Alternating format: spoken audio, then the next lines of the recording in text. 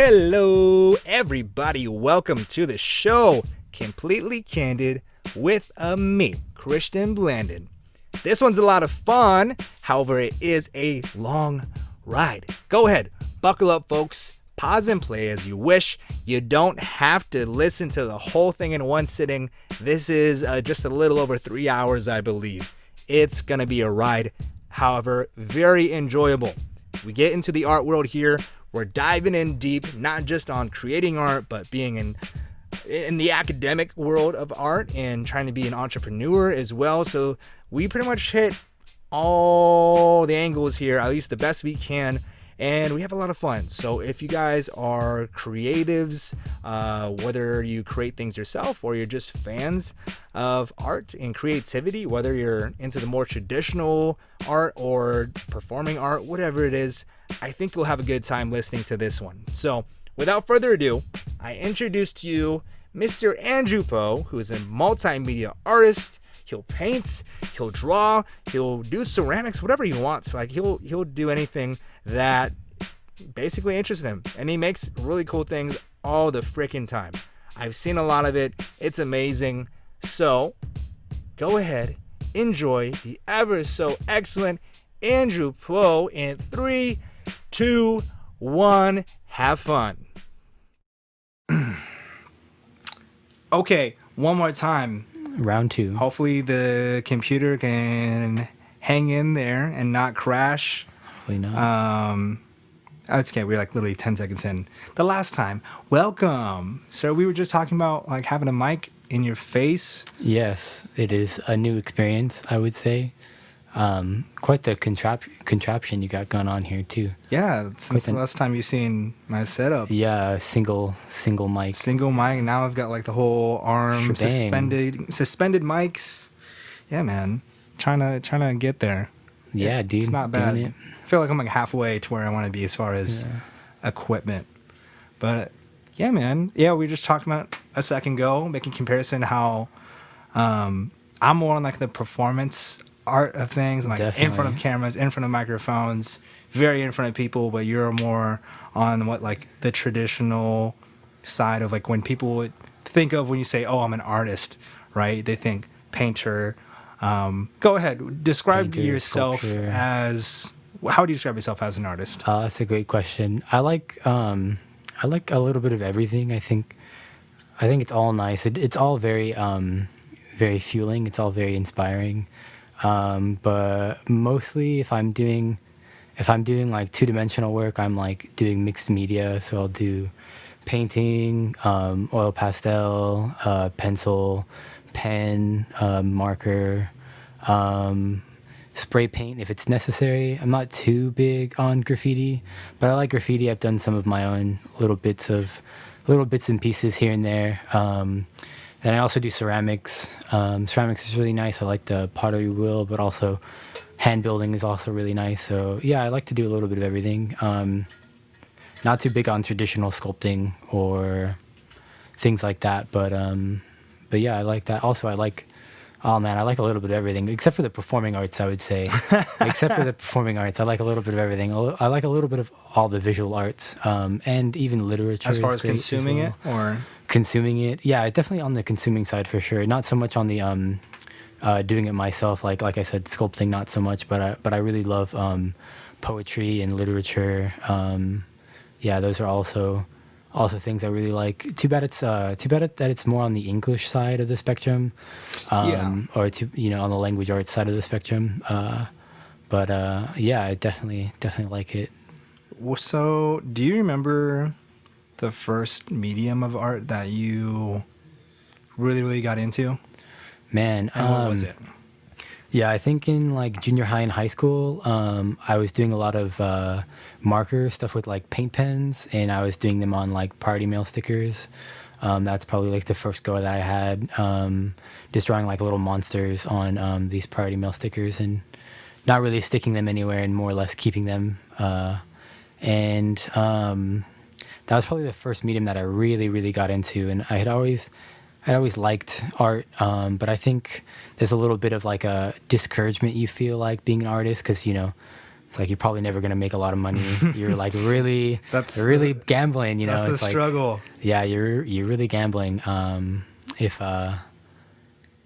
you want to be an artist. And that for me was like really discouraging, you know. It's like, especially being where we're from, you know, we live in, you know, Southern California, Orange County particularly, and I think like there's a lot of discouragement if you're not like a child prodigy, you know, sort of just to abandon it and fall back on like, you know, right. There's a lot else. of I'd say a lot of the wealth here comes from being a professional, right? Whether you work for a big tech company or you're some sort of specialist like a doctor, dentist, lawyer, nurse, right? Very finances, you know, businessmen, stuff like that. Yeah, exactly. Very specialized professionals that typically make a significant amount of money. Yeah.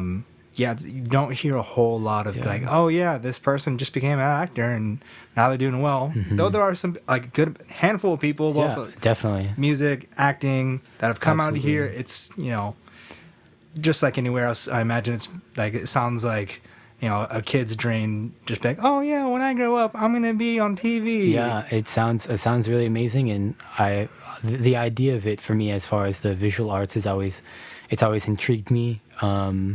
And I don't think I really thought about it seriously. I mean, definitely the first art medium that I got into was like marker, paint pens, and then I started more seriously thinking about it when I got into high school, and I was thrown into a ceramics class.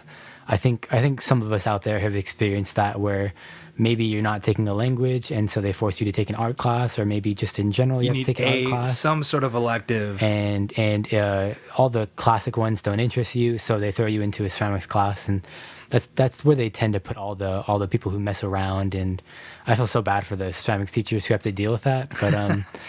But I got into the class, and I was probably like a sophomore. And I was just like sitting there, like, you know, angsty teenager as I was. And I saw these wheels at the corner of the room, and I was like, what are those? You know, it's like, that's a weird contraption. Not too familiar. Yeah. And actually we didn't get to play on the wheel until like, you know, the second half of the semester, or like the last part of the year, which was unfortunate, but that's kind of like the layout of most of the ceramics classes, especially in high school. So if you can clarify for people who aren't familiar, like myself, so when I think of ceramics, I do kind of think of the wheel first. So what would you have to build up? What kind of things do you do, or skills do you build up before getting to spinning? Tools and wheels, spinning. I hear a lot of people calling it spinning, which is kind of funny. I wouldn't call it spinning, because then you think of something dizzying. I think we call it the wheel, because when you see a wheel spinning, you don't think of the wheel spinning, you just think of the wheel, you know. And if you think about the spinning of the wheel, then you get really dizzy because you're watching it spin. Interesting. Okay.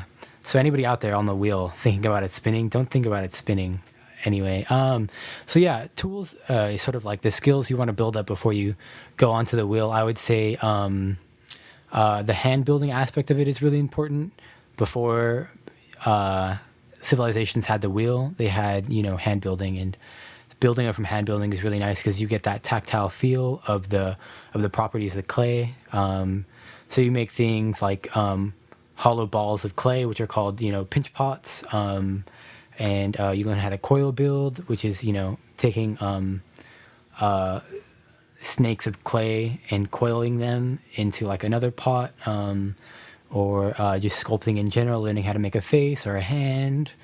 Those are sort of like the basic skills that you'll get. How to attach two pieces of clay properly is important before, I think, going to the wheel. I mean, of course, you can do the wheel. You can do pottery without ever having done hand building, and that's perfectly fine. But as far as in an academic setting, I would say that you're always hand building first. Any of the colleges that I've been to, that I've seen, their curriculum is you have to hand build as a prerequisite to the pottery wheel. And so those are sort of the skills you want to build up first and foremost. But yeah, I never was too interested in hand building. I saw that pottery wheel, and I was so interested. I was so interested in learning how to like conquer it and, you know, really get it down. Yeah. It seems very unforgiving. Oh yeah. I said there's actually this one lady on TikTok who does a lot of like really quick videos, but it's very precise. And the other videos I've seen like on Facebook and whatnot, it's quick. It's quick. So whatever you do, it's going to happen right away, essentially. And you just can't go back. And then it seems like if you don't have a steady hand, then you got imperfections that happen really quick, right? And now you have to go back, correct. And it seems like it's probably when you're first starting, you have to probably cover up your mistakes quite a bit. Yeah, I think, oh man, I feel so god awful looking at my high school pottery, but it's so bad. But of course I'm saying that, and any artist thinks all their old artwork is bad. Of course. I'll of course preface that, but of course, like it is, any artist looking back is going to say it's bad, but it's definitely not the best. And there are definitely a lot of mistakes I see that I covered up, or that were just there in plain sight. And yeah, I think it's very quick, and the farther along you move within the process, the more of a chance you can mess up, and the less of a chance you can go back and fix it. So sort of like halfway through the process, if you've messed up, you might have to, start all over. And there's a lot of energy that goes into it, starting over and, going back to square one. Because they say clay has a memory, and it really does. It's just a ball of memory that, just remembers things through and throughout the entire process of clay. But it's great medium, very, it can be, as people say, very therapeutic, but I think if you're in the academic, if you're doing it for a profession, it's definitely not therapeutic. It's definitely a business, and you're definitely still enjoying the process, and to each their own. But I would say it's definitely more of a high stress environment when it's your livelihood, So there's definitely more of a stress to it. But yeah, it's pretty much it's ceramics for you. Yeah. It's a little intro. Well, while we're still on the subject, and before we move on to anything else, what would you say are your most, I would say prize, but what are some of your items that you're most happy with from the ceramics side of things? Yeah, I think when I started looking at like Japanese pottery and even some of the new contemporary Chinese pottery, I saw just different ways to make a profile. For your pots, and of course the profile basically is what it sounds like. Looking at the side view of the piece and sort of visualizing what it looks like cut in half. There are definitely some stuff that I made in my most recent pottery class that are nice.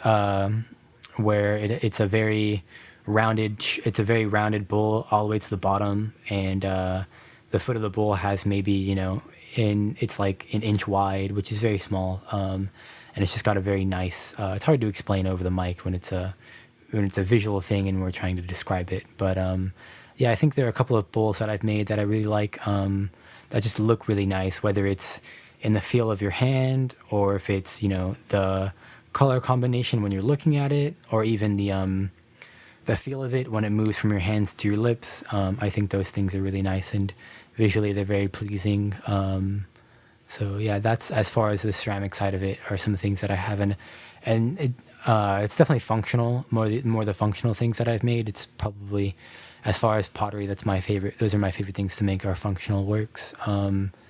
And I've got some other things as well that I'm in the middle of working on that are more visual objects. They're sort of traditional Greek pottery that I'm making, that is sort of like more for the look. You're supposed to look at it and enjoy, looking at it, not so much for the use. But yeah, those bowls that I made were probably the most enticing and the most satisfying after they came out of the kiln. Yeah, so. Sweet, man. Mm-hmm. What are you working on right now? Or what have you been doing a lot lately? Yeah, with COVID, as we all know, it's definitely putting a pep in our step. I've definitely sort of like stepped far, far away from ceramics, as there's not a lot of areas where I can comfortably go and get stuff done. Also, I'm kind of broke, so affording those things can be tend to be pretty pricey, especially in the Orange County area. But I've definitely been doing two-dimensional works on like canvas, paper, things like that. Doing a lot of two-dimensional works. Also working on my website, which is just sort of back and forth, But mostly, I would say I'm doing works on paper. I mean, you've seen a lot of the stuff that I've been doing. So most recently, I did sort of like I would say it's like 2.5, 3 feet tall, by maybe I don't know, like 2.5 feet wide. Probably bigger than that actually. I'm not the best with measurements. I'd probably say it's like 3.5 to 4 feet long by. Yeah, it's pretty long. Yeah, I would say it's 3.5 to 4 feet long by I want to say 36 inches, but I could be wrong. And it's a sunflower, mixed media sunflower, that I was working on yesterday. But nowadays, like with summer almost ending, it's like sort of putting a fire under my butt to make more work and sort of like turn around the projects more quickly. So yesterday, 2 days ago, I did like 3 pieces that are just, the standard drawing paper size. I did some a drawing of some moose, which sounds kind of funny, but they're sort of like watercolor and acrylic, oil pastel, stuff like that. So definitely a lot more two-dimensional things. And I've just sort of also been trying to like do a little bit of everything. So I did a screen print of some stuff I want to do for some t-shirts for Halloween. Those are pretty cool. They're looking pretty nice. And I want to get some of them done before school starts. Yeah, it's crunch time is what I would say. It's crunch time. Yeah. Trying to make the most of. You've been pretty productive during quarantine. However, I have a question that just kind of came to mind here. Yeah, let's keep it completely candid. Completely candid. Yeah, keeping it flowing. Whatever happens, happens. Yeah. Now, so you started with markers. When you are moving over to a different medium or coming across a new medium, is it just from, I know you watch a lot of documentaries and videos online about art in general. Is that how you expose yourself to like these new mediums and just decide to try them out? Absolutely. And what's the thought that drives you when you see a different sort of medium, be like, I'm going to start doing that? Do you ever feel like disgusted or like pushed away? You're like, oh no, hell no, I'm not touching that at all. What drives you towards either going or not going with trying out a new way to express, what you got going on in that head of yours? Yeah, I think I like source material. I think like source material is really nice to have. So like when I'm making art, I also have art, playing, or I'm looking at art, or and I'm not like directly being inspired by the art, but right, I'm learning about different artists, different people who did different things, and that can inspire me. But I think markers first inspired me when I like went on. When I would just see these stickers out on the street, and they were like Priority Mail stickers, and they were marker on stickers, and they just slapped them everywhere. And so that wasn't so much inspiration from anything else besides what I saw in the city. And also graffiti inspired me for that one. And when I moved over to ceramics, I saw the Goldmark Gallery, which is I think they're in the UK. I think they're based in the UK, which is a small gallery which presents a lot of big name ceramicists and potters, whether they're English potters or Japanese potters.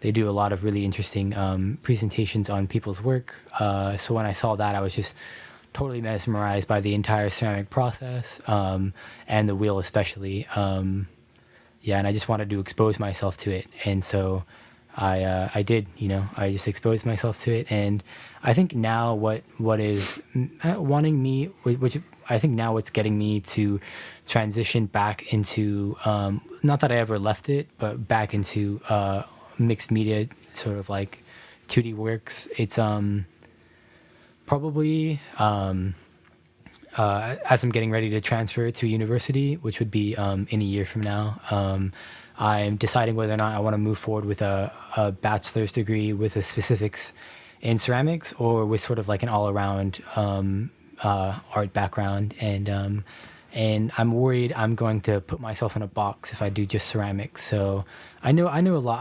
I would say I know a decent amount about the process, you know. So I feel like I want to take a step back and learn more of the visual aspects of design and sort of presentation before I go, you know, before I dive more into ceramics. And you know, who knows? Maybe this pivot, maybe this point in my life will get it to where I don't feel like going back to ceramics, or maybe I do. Maybe I find that I always love the process and I wanted to go back to it. I'm not entirely sure if I hit your question, but yeah, I would say that's what sort of inspires me, and that's sort of my process of thinking right now is I want to take a step back, and I've always loved mixed media, and after I did my beginning drawing class, my professor in my beginning drawing class had us do works not just in pencil or charcoal, but also in ink. So black ink, black India ink, and other things like Conti crowns, which were fun. But I think what was nice about that class was she had us do interesting things where we did our sketch in pencil, and then we moved to harder pencils, and we got different line variations in pencil, but then we went over that with ink, so you could see the pencil underneath the ink, and it sort of added to the qualities of the picture. And I think that really inspired me sort of to like go back and do more mixed media, and wanting to draw more. I mean, now there's not a day in the last 3 months that hasn't gone by where I'm not drawing or doing something, so that definitely got me back into it. And then just seeing oil pastel drawings, it's like, wow, that's beautiful. I like want to do some oil pastel. I want to do acrylic painting. Oil painting's a bit too slow for me. So all these things, yeah, I'm very much a visual person. I take inspiration from like the things I see around me, and whether or not it's directly, it most likely is not directly inspiring me, but it is, very much indirectly as far as color combination and the visual aspect and sort of the feel of the material is inspiring me. Yeah, so I think that's sort of like I'm sort of all over the place. I think people say that like people who do mixed media are like the bisexuals of the spectrum. You can't choose one medium. You're going all over the place, and painters are like, just choose a medium. It's just pick. Yeah, I was wondering. I wanted to get into that for the folks at home, just so they can kind of get an understanding of maybe what the art world thinks versus maybe like what I've seen in dance is that at least like in the hip hop realm is that there's industry and then there's community. And sometimes there's a little bit of a blur in between. There can definitely be a blur. There's people that are able to do both, and they operate, differently. There's different, what do you call it? It's different etiquette, right? Different schools of thought, definitely, and then obviously within themselves, I think that's a little bit of both, right? In a way where you're out and can do more, I would say like homey street art. But you're also, again, on the academic side and actually going to school for art. What is the thought on both sides from what you've seen and what you've experienced being a mixed media artist, and maybe even what other artists have told you? That's a great question. That's really good, actually, because it's not just two divides. It's not just the difference between like industry and community. You've also got like, you have industry, community, and then also I would say like the academic side of things. And what's great about the academic side of things is people want a really diverse portfolio. So they want you doing a little bit of everything. They want you to try a little bit of everything. And that's really inspiring. But when you go into the industry, you tend to see people who are making a lot of the same stuff. And that's kind of because the industry is putting them in a little bit of a box where your work is probably going to get sold more often if they're familiar with it, Yeah, especially with art. If you pivot 120 and you're going from acrylic painting over to, something a totally different medium, especially if you're going from 2D to 3D. You're gonna have people who are very confused and not wanting the unfamiliarity in your work. So people that's a bit discouraging. Struggle to be accustomed to change. There's an artist in New York City. His name's Eddie Martinez. Makes a lot of really interesting work, but a lot of his really old stuff is like big eyes, very interesting. A very interesting take on a bouquet of flowers, and as he gets older, he's ready to sort of like change his work. But his audience and the people who are buying his work might not be too interested in buying that sort of thing. He's going way more abstract. And while they're visually interesting, people are a bit confused. They're like, this isn't an Eddie Martinez, is it? And they're like, yeah, this is the same Eddie Martinez who made those other things. But, people, I think artists especially are very large, in personality, and they want to do a little bit of everything, and they want to be able to support themselves in, experimenting with, abstract mediums and different types of artworks. And so yeah, that's sort of the disconnect between the community and the industry. And going back to the academic side of it, since I'm working on my undergraduate degree right now, they really want you to experiment with mediums. But as you move forward into your graduate degree, that's when you tend to hone in on a subject, on a particular medium or a particular focus, where it's clear, your personality is emerging through your art form. And that's when, you tend to hone in on one sort of thing. Not to say you should put yourself in a box. I don't think academics ever puts you in a box. I think that's really the industry side of it. But they do want to hone your skills of a particular medium. Mm-hmm. That doesn't necessarily mean a particular type of artwork, you know. So just trying to make you better as an artist. Yeah, definitely. It's very, very intense. It's very intense the way they do it. But yeah, you definitely have three sides of it. You have like, people when you work on your undergraduate, it's like do everything, do a little bit of everything. Get your feet wet in a little bit of everything, and then you have community that's like, get your feet wet in everything, and do what you want. And then you have also industry, or the people buying your stuff or consuming your work. They're like, do more of this. I'll buy more of this. Right. So, I think probably, at least from what I've seen, what sells a lot: T-shirts, stickers. At least for like I'd say millennials and below, right? That's probably the most consumed versions of 2D art, I would say. At least that's what I've seen. I don't know if you've seen anything different or anything in addition to that, but I think that's probably it. Absolutely. I think streetwear is really popping right now. And yeah, it's like if it's simple, and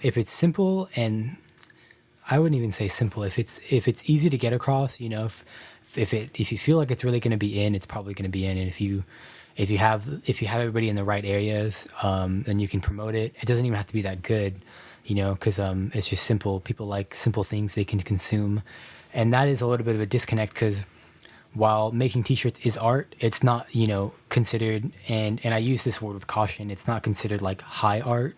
It's art for the everyday people who want to consume it. Mm. So there's a little bit of a difference, I would say, in all of this, because, when you're making a painting or a sculpture for a couple $1,000s, it's different than if you're making a T-shirt for like $45 and mass producing them, because if you want 600 people to buy one T-shirt, you want those 600 people to understand the piece of work that you're making. So it's got to be more easily understood.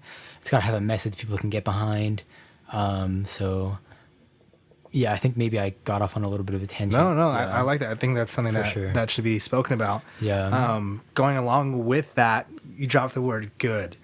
And I think I probably did so subconsciously. I love playing with this word, especially in the world of art and creativity, because good is subjective. However, I think I had this conversation with you. Probably. There's a definite clarity when it comes to being technically good, right? And then just, I'd say, emotionally good, right? How does this make me feel? Do I like it? Versus, oh, are they following these techniques? What's their execution like, depending on whatever their medium is, right? Are they hitting these lines? What's the shading like, right? Oh, how does this performer make me feel? There are some things that it's, especially like, I think we see the biggest divide in film where the critics are like, ah, this is trash. Yeah. Give you a 20 on Rotten Tomatoes, and then the whole world buys movie tickets to go watch that same exact movie. Mm-hmm. And so, yeah, like I said, how do you feel? How do you feel with the art sometimes? I know being an academic, right? You're being taught to be technically good, but I'm sure there are times where you make something which, like, maybe it's not technically good, but you love it, feels amazing, and maybe those around you are saying that's a piece of work right there. Yeah, I don't think I've ever. So I really enjoyed I think the art professors that I've had are very good professors, but I've never had them. Shout out to the professors. Shout out! I won't say your names because I'm respectful, but because I am going to be a bit harsh when critiquing them. But I've never had them say I that piece of art is good, and and that's not just me. I've not heard other professors say other people's artwork is good. Excuse me. There's always something they're gonna say. It's like, and if you're in a drawing class, it's like, oh, there could be more line variation. This could be darker. This could be, this could be lighter. You didn't spend enough time on it. It's not well developed. All these things. But you look at it and you like it. And you think it looks good. And so yeah, I think if you know your artwork is good and you can get out and promote your artwork, who's to say you have to be an academic? I think I think it's kind of I think art training to be an artist is like training to be an assassin. You're just like, oh, well, I did the thing. And then your teacher will be like, well, you did the thing, but you could have done it faster or more efficient or Less smoother. blood. Exactly. Yeah. Right? You could have cleaned up the evidence. Oh, you took too long. It's I feel like it has that same intensity where it's just like sometimes the way they drop it is so crucial. That's a good word. However, crucial and intensity. I think the other way to look at it too is that because you've already achieved A to F, right? There's no need to ponder on the A to F so much. They're just like, oh, you're the F. Let's get to the rest of the alphabet. Let's just get right to it. I like how you say that. And I think beginning drawing teachers are trying to get you to A to F. When you're out of that class and you make an artwork, that artwork doesn't have to have A to F. It doesn't even have to have A to Z. It could just have A and Z. So, while your professor is saying this artwork doesn't have enough of this, this, and this, they're only saying that because if it did, it would enhance the image more. But at the end of the day, they are your artistic choices, and that at the end of the day is, you decide how you want to present your artwork. And if you want less line variation because you think it's going to have too much and distract the viewer, that's your choice, So I think you said the word crucial and intensity. Those are good. Those are good words to use because if you're going into the academic world for art, that intensity is high. It's peaked high. I think in my drawing class we did just 3 straight hours of drawing. With like a 5-10 minute break in the middle. But, we were producing like 4 or 5 drawings in one sitting. We were, drawing really quickly. And she was being really crucial on whether or not this is overworked, underworked, needs to be done quicker.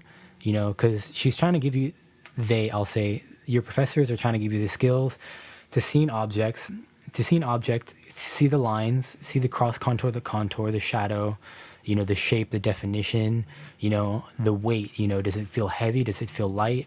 These things, they're trying to get you to see all these things in a 1 semester long class. So they're really trying to push you. And if you don't feel like your professor is pushing you, got a lot of things to consider. Why are you here? Why are you in the academic world? I think I've had great professors, and I hope that the professors I have for this next coming semester, rest in peace, my soul, for this next semester. I hope they're just as intense because that intensity is something I really need because it really pushes me, to be more outgoing and more intense about, you know, the way I view art, you know, and why I ask myself why I'm doing this, you know, because I could just, you know, work a day job and, you know, work on my art on the side and work on, you know, getting myself out there, you know, grind the business side of it. Right. But I like the academic side of it. I like people saying this sucks and here's why, you know. And I like arguing and being like, those are bad reasons, you know, you should think about, you know, those reasons and come back to it again. I like that side of it, you know. And, you know, some people do, some people don't. Yeah. Now, I just had a question. It's escaping me. What was I about to get to? We were talking about your professors. Oh, now this is a little off track, but because I've watched this with you, framing. We were talking about, like, we were watching, was it Van Gogh and whatnot? I noticed you have a lot of art, right? And obviously, frames can add up, and doesn't always make sense to have, especially if you're not selling or trying to move products or those pieces. How do you feel about framing your personal art? Yeah, I think frames are, if you're doing two-dimensional works, like works on paper, unless they're being hanged from like scrolls or they're being hung, you know, in a particular way where frames will, you know, do it a disservice. I think they're necessary, you know, unless they're, you know, they're not enhancing it, you know. I think they're necessary. I think when I look at are you gonna frame yours with diamonds and rubies? Haha. Yeah, we could get into that. Pure gold. We could definitely get into that. Like just clout master it up. I have Supreme at the bottom. That's funny. I had a person I was working with in Texas. Her name's Kat Taylor. She runs a natural building program, but she's also an artist on the side. Phenomenal artist. Shout out Kat Taylor. Shout out Kat. She's a really phenomenal artist. And all around great person. I mean, she's a great artist, but she's also a great architect. She's a great worker. I mean, she can outwork you and me together any day, bro. And she's like 60. Ooh. Yeah. And she works in Texas, bro. Hot as hell out there. But she made this artwork of an eagle flying down, doing like a full dive to the floor. And this rich guy saw it, loved it, bought it for like $15,000. Whoa. And then put like a $9,000 frame around it. Whoa. How do you even spend that much money on a frame? How is it even possible? That's you know, insane. but I'm talking like 9,000. hardwood, hand carved frame. You know, like a hand carved mahogany frame, dude.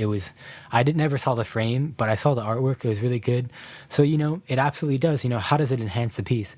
At the end of the day, you know, Kat Taylor doesn't have the biggest name around her art, but she makes really good art, and she does have a niche for her work. So whether or not, you know, that millionaire will sell her work for more is, you know, out of the question, because no matter what, now her work will always be worth more because that frame is on there, you know. And there are works out there, especially the more famous works, that never leave the frame anymore because they're so important. So you have to consider those things, you know. Are there any famous frame makers out there? There are people who make custom frames.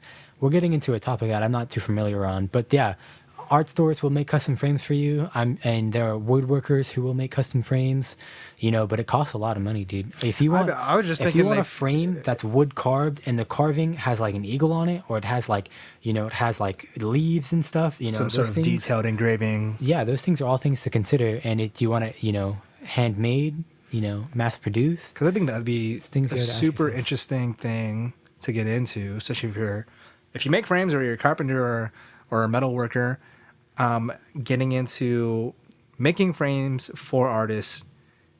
And like, I feel like there's a whole room to like collaborate and just be like, okay, guy, like, what do you do? What do you want? Like, yeah, let me tailor to you. Yeah, that's a tough one. I think there could be a little bit of a disconnect between the audience and the creators, both the woodworker and the artist. Right. I think that'd be there'd be a disconnect between them. Interesting blend. because it's two pieces. I believe it'd be so interesting to see an artist and a wood craftsman work together on a piece. But you have to ask yourself, like, is that what the consumer is going to want? Is that what your art buyer is going to want? You know, are they going to like it together?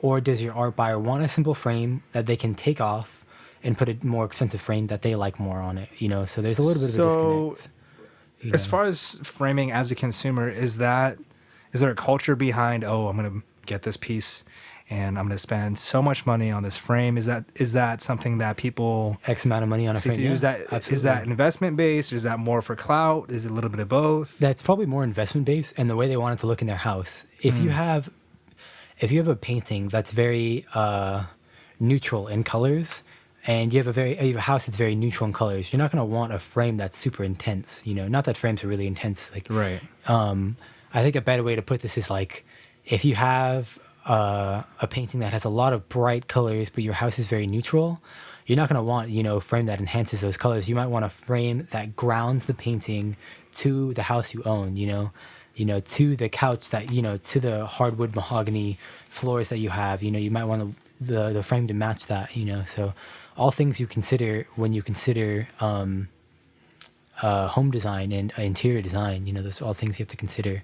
So yeah, it might be a little bit disconnect, and frames are something I think more recently have been thinking about since I've produced over like 50 paintings and different works this summer. They're something I'm considering. But when I think about most of them, I think more about paper frames. I really like the paper frames they have. They're thin. They frame the work either as like a white or a black, or just simple thin wood frames. Because I like that, because I like the look of that, and also, you know, for, you know, the person who's interested, for the collector who's interested in buying my work. So they have the ability to change it, consider changing it, you know, so they don't feel like they've invested in a frame. So yeah, I think, you know, sometimes you might, you know, the audience out there might have gone to an art museum where they see a work that's like 3 inches by 4 inches big, but the frame is like, you know, twice as big as that. You know, it's a thick frame, and it's like, what's going on here? You know, but you know, don't disconnect the frame from the artwork. You know, I think some frames are very beautiful. They could be made of metal. You know, they could be, you know, handmade out of metal. They could be handmade out of wood. And the craftsman could have worked with the artist on making that, you know, and I think the relationship can be very interesting. But yeah, I think like when you think of works on canvas, you know, those are already framed, you know, so you don't necessarily have to frame those. Yeah, and I think like prints on paper, you know, if you're doing like metal prints or wood prints and they're going on paper, I think it, you know, if you don't frame them, they'll look more like posters, and posters are, you know, in your mind already worth less. But produced prints are, you know, in my head worth more. You know, when you frame them, you sign them, you know, I think you think more about the work. Putting in a frame, I think art automatically makes it feel more important.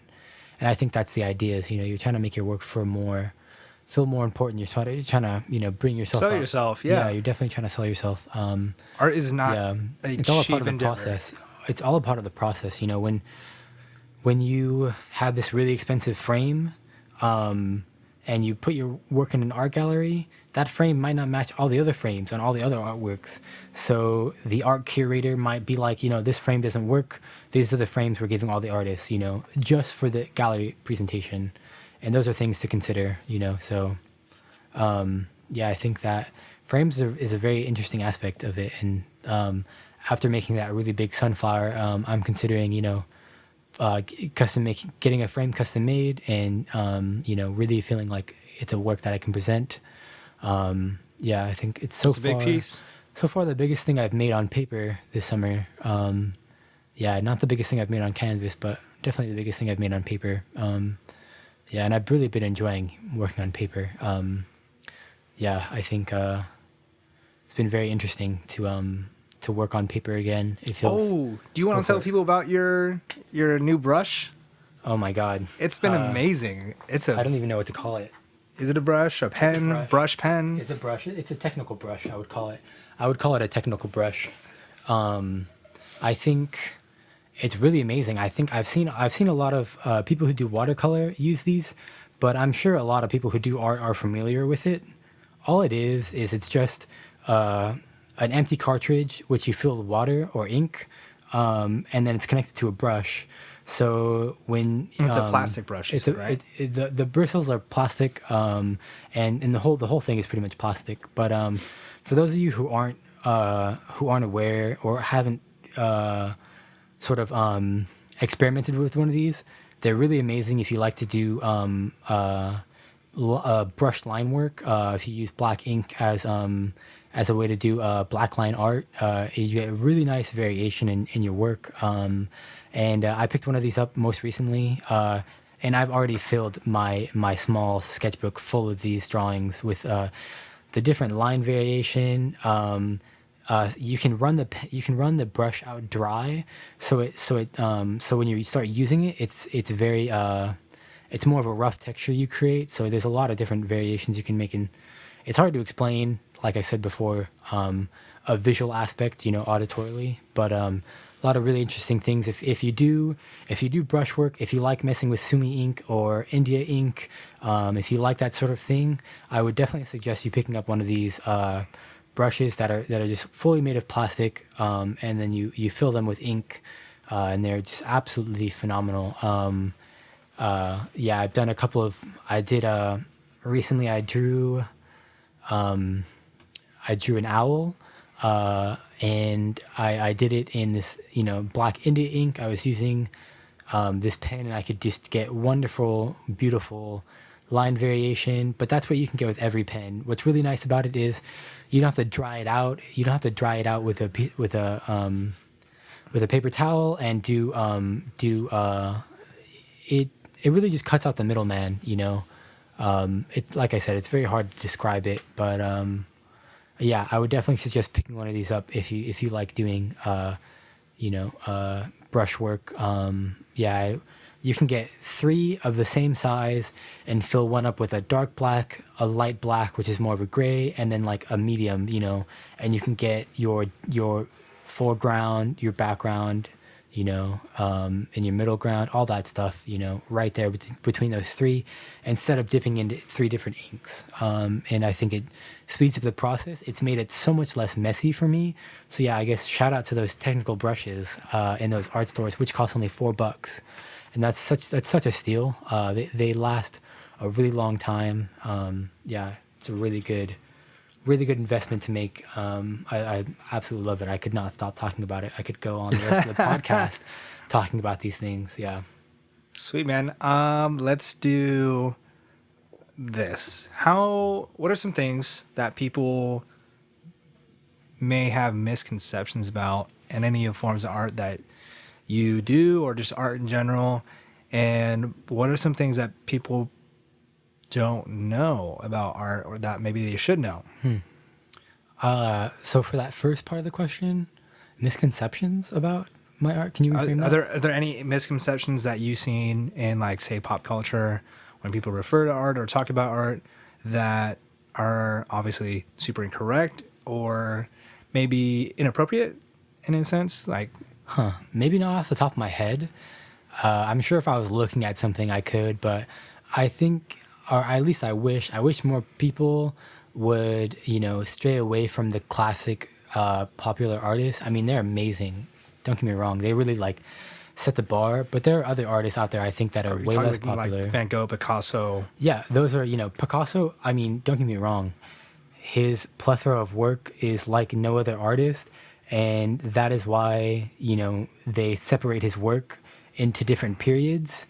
Picasso is great. He really set the bar. But there are other people as well who are setting the bar currently. And if you think about Van Gogh, I think we really idealize his story. It's like he lived a really rough life. He never sold a painting in his life. And I love Van Gogh's work. Don't get me wrong. And as a person, I really feel for him. I wish he had gotten proper help, different times back then.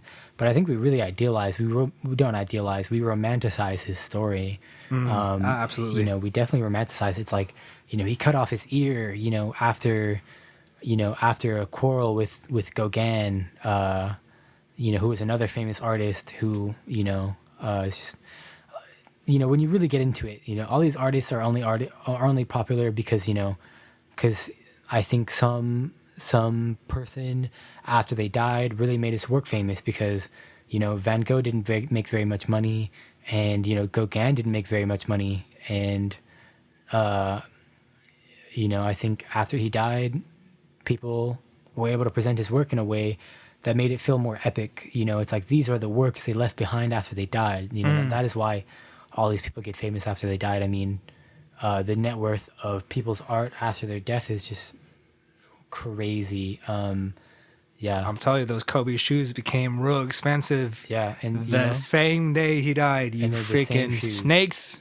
Yeah, and they are snakes. They're, what do you want to call them? You could call them opportunists in a way, dude. Sure. I mean, that's what they're being. They're being opportunists. Yeah, and here's another story.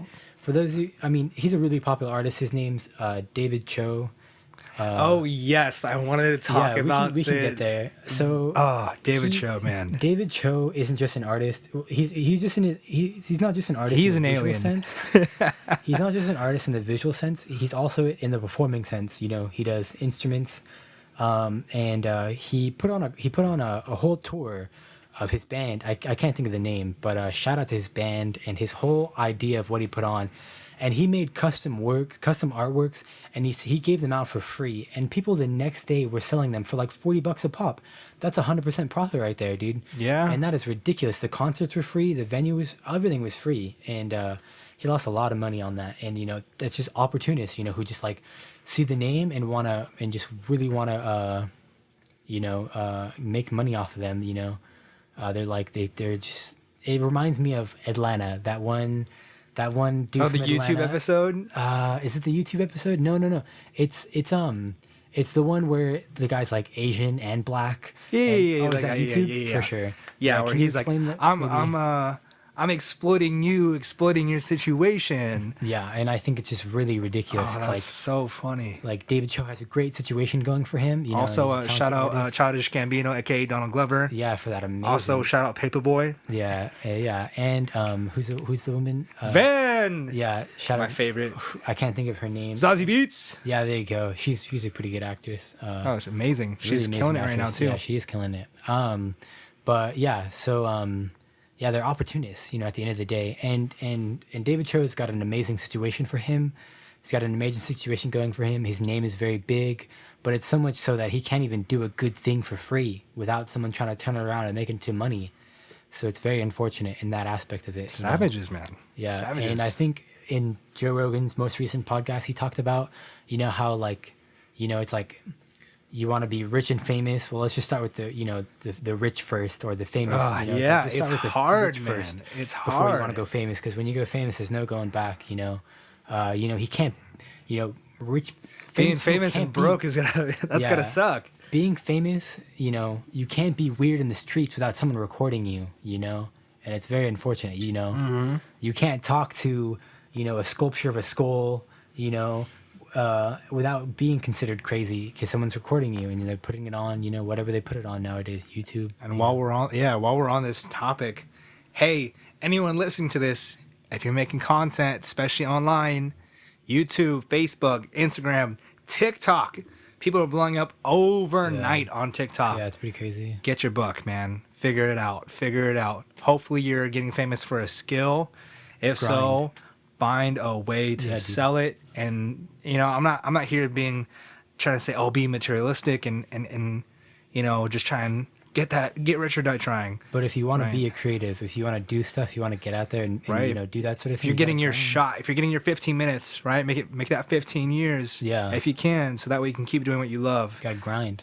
Yeah. Shout out to Disorganized Depictions. He's given out a lot of advice and tips to those fellow artists trying to get out there. That's cool. My man Derek doing some good stuff. Yeah, I think I've seen some of his work.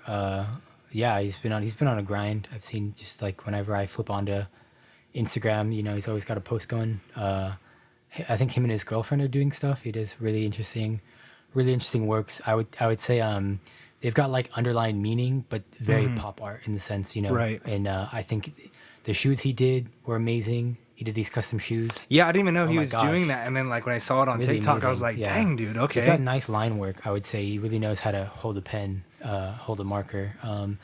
Really good execution too. Yeah, shout out to that guy, Derek. Derek, Diesel. Yeah, got off on a little bit of a thought train, but yeah, David Cho. David Cho, man. Pretty interesting dude. You guys, his story's pretty interesting. right now, look him up on your Yeah. phone while you're listening to this. Yeah. He is very interesting. Yeah, go ahead. Tell people who David Cho is. Well, I think he got pretty popular after he was. Well, actually, I have no idea how he got popular. I'm not gonna say I do or don't. How I first heard about him, which is literally just like last week. I had no idea who this guy was before that. And I don't think he needs, someone like clouding his name out. But I saw him in this video where he was making art. He was being commissioned to do a bunch of art. But it was an interview where he was talking about after he was thrown in jail for a misunderstanding with the Japanese police.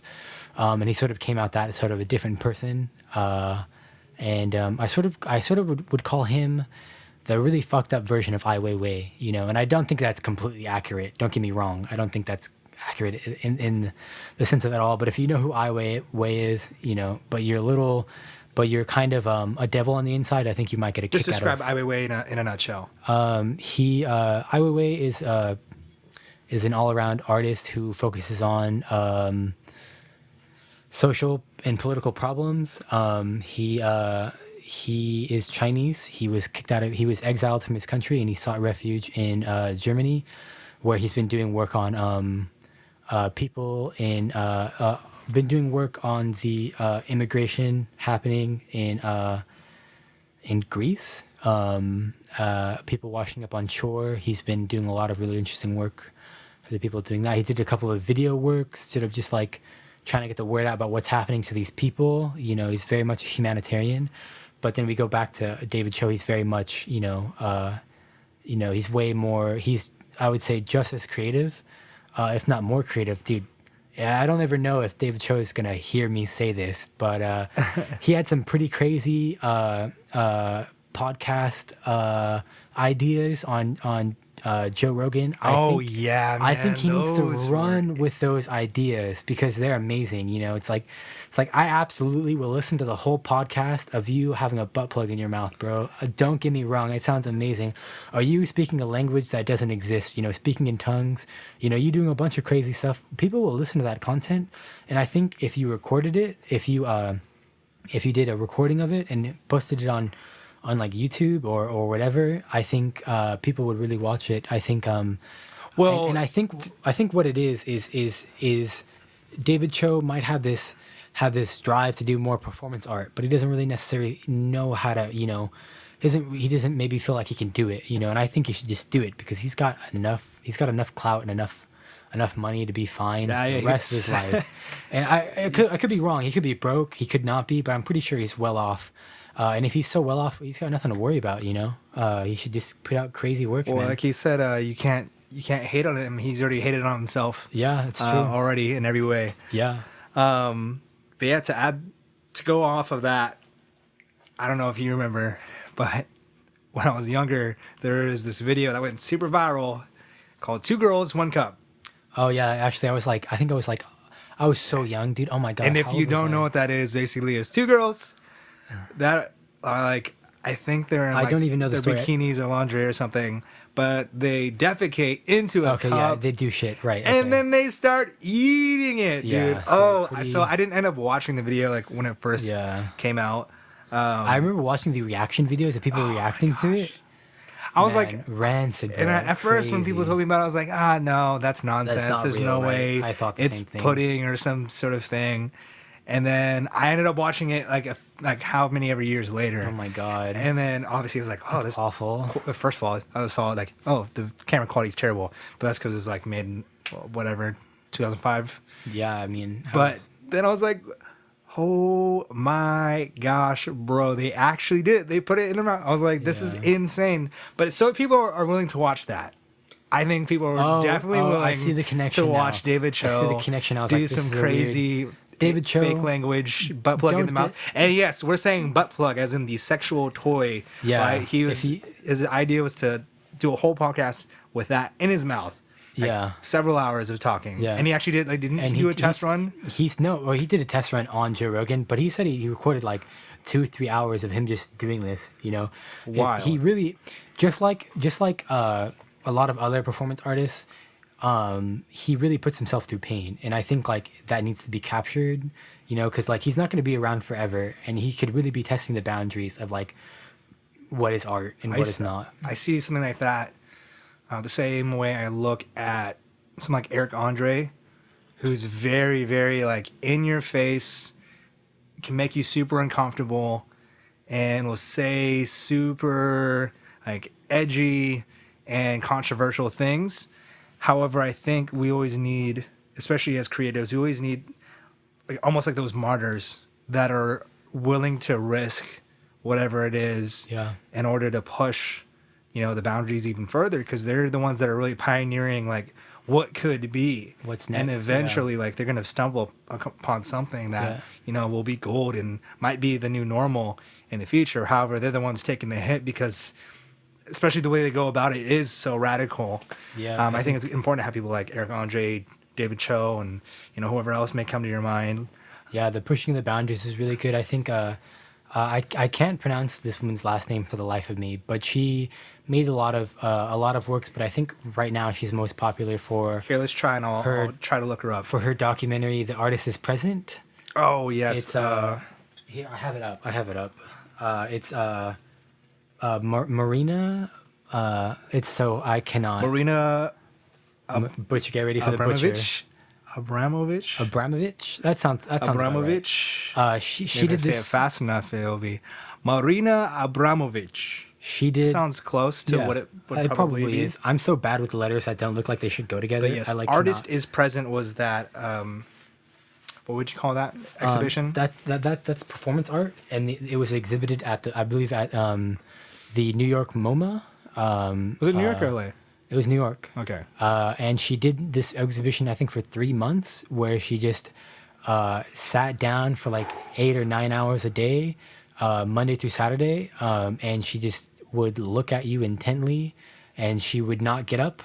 She wouldn't even get up to use the restroom. So Marina, the artist, is sitting there. Yeah. It started off as she was sitting there at a table, and you would sit directly across from you. This is for you folks listening, right? There's no video aspect for this. I'm sorry. But just so you guys can imagine, you're just sitting across from a stranger. Now, you, as someone that may be a fan of art, probably knows who this is if you're going to her exhibit. So it's got to be pretty intense. You got to imagine, so like, if a basketball player, basketball kid in high school, got to sit across from Michael Jordan and just stare into his eyes, no words. That would be intense. So crazy. Be so intense. So imagine having this personal connection. People were crying in this documentary that we were watching. Getting mad, cursing at her. A lot of really crazy stuff. I think someone spit on her. I could be wrong about that one. It was the guy with the TV monitor that came up. I thought it was going to be a mirror. Yeah, I thought it was going to be a mirror too. It was pretty interesting. So I have a lot of opinions about this work, but I don't want to get too far from the main subject at hand. And I think the main subject at his hand is like, Maria really pushed the boundaries. While this work was being exhibited, while she was performing these pieces, all of the other works she did throughout the bulk of her life were also being presented. So she had... Oh, yes, it was a collective of all of her work. So she had... Performance art. Yeah, she had other performance artists, perform with her in different areas of the museum. And one of them was where you sit... naked on a bike seat for the whole duration of the day. Suspended like 10 feet up in the air. And throughout the whole day, your arms act as a clock. And it was just very intense. So all of her other works, I think one of the most controversial ones she did while she was performing with her husband was she stood in the middle of a doorway, which would go from point A to point B. She stood in between point A and point B in the doorway, naked with her husband, and you had to slide through them both to get into the next room. And that work was also being exhibited with other performance artists. So really pushing the envelope in art. And I think getting back to the topic at hand, I think David Cho could be on that next wave if he just allowed himself to let loose and do it. There are other things, I know that it sounds really crazy that like he wants to do a podcast with a butt plug in his mouth for 2 hours, and it is crazy. It absolutely is berserk bonkers. But I think other things are also crazy, that he wants to do. I think I think going to space is crazy. So going to space was crazy, right? And now we're trying to get to Mars. So if people can do that, I think he can do this. Yeah, and this isn't really this isn't facilitating anything, but more people doing more art to push the boundaries in different ways. So I think it's a really interesting thing, and I've seen David Cho do a lot of really crazy stuff. Like I saw one video where he was way younger and he punched himself in the face until he started bleeding in his nose, and then he started painting with the blood in his nose. Oh, that's intense. So he has this really high intensity. He often says that he likes pain, but I think like if he pushed himself to do this performance art, I think he might find satisfaction, pleasure. Maybe not even, maybe pleasure. But it's really satisfaction. In this new wave of art. He's getting older. He's really mastering painting. I mean, he was an amazing painter back then, but now his work is really amazing. Yeah, the one that he did for Joe Rogan is insane. Piece is pretty interesting. Yeah. I really wish he would. I really wish anybody. This goes out to anybody who wants to make content or works of art that really feel like just really crazy. Just go for it. Because while people might be telling you no today, in 10 years they might really be studying it, and it might be some next level shit. It might promote different movements. You might start things that you could never have imagined. And I really think just go out and do it. Who cares if people are thinking it's crazy. I think one of the craziest things when it first started happening was like, what are those things where they're called like social experiments? Yes. Those went crazy, dude. Those went really crazy. I mean, like going in the hood and like now it's really there's a lot of disrespectful things that are going on, and they're like for the sake of views and hoping to get some advertisement money out of it. But I think the beginning of it was a really pure idea of like really like what if I was bleeding on the floor, or what if I got into a fight with someone, are people going to react to it? Are they going to act like nothing's happening? Right. Are they going to call the cops? And it's a very pure view of it. But, as we get further down the line, it gets pretty convoluted. But all I'm saying is like, make art. You might find that you could be on this new wave, dude, on a whole nother level of work. It could just really catapult you to doing different things. And what I've noticed with the internet now is that there are, with the exception of TikTok, because that is such an anomaly, but with all the other platforms, and I think especially I've seen with YouTube, is that there are people who are creating every single day, getting like little traction, or maybe they're slowly building it up. Maybe 1, 3 followers, 10 followers, 5 followers a week, right? And eventually that snowballs into something. Right? Or maybe it is just that one video. You've been getting a 50 view average after making 100 videos, and all of a sudden you do that one thing and it just sits the right way with the algorithm, and all of a sudden, boom, people just maybe they just need to discover you. And then now, because you're out there, because things worked out, now this is it, and this is the new thing. They look at your archive and they become more interested. And older videos get more views. Yeah, I think that traction. You're right. And you see, you do that make one right move. That's all it takes is one right move. Yeah, and then you start a movement. But you got to make 1,000. You got to make 1,000 moves to make that one right move. It didn't just take one try to make the light bulb. I think that's a really overused analogy, but you're always one piece away. Yeah, always one piece away. And who was it? Like Wayne Gretzky. Wayne Gretzky. Wayne Gretzky said, you miss 100% of the shots you don't take. It's so true. You miss 100% of the shots you don't take. Wayne Gretzky. Yeah. Michael Scott. Dude, those Office fans at home. You guys have got to just like grind it, and it comes out in a lot of different ways. You don't have to just grind, the business social media side of it. You could become a very exclusive person, but like if you want exclusivity, you gotta go out and you gotta grind in a totally different way that is behind closed doors that no one really talks about. So yeah, you just gotta like really discover new ways of creating publicity. I think some of my, I don't know if I should actually mention this. I think I'll skip over it. I think I should save it for another day. Yeah. But while we're on this, yeah, talking about maybe introducing new trends while sticking to doing what you do, maybe one that people are more familiar with, like the Migos, right? Their pattern, and like 50 Cent, Snoop Dogg, everyone was like, there's a point where everyone was making fun of it, because it's very much the same thing over and over and over again. But then the culture, right after that, so many songs follow that pattern. And the culture really backed it. They really facilitated that sort of music movement. And then I think now all the old guys are like, we gotta do it too. We have to endorse it. Yeah, you gotta endorse it, because if you don't endorse it, then you just get left behind. Right. It's like, I say this a lot. It's either speak up or shut up, or like pick up or get left behind. Right. It's like, it is brutal out there. It's a brutal neo-capitalistic world. But if you want to make it, these are the moves you got to make. Got to do it. I think same thing happened in 2016 with Drake, where there's a lot of underlying like island vibe, almost like reggaeton sort of feels in the music, especially was it One Dance? That was the song, and then after that, like everyone else started doing a bunch of like island dancey reggaeton like backbeats over like their hip hop tracks. What else? And then we got like right now the Baby.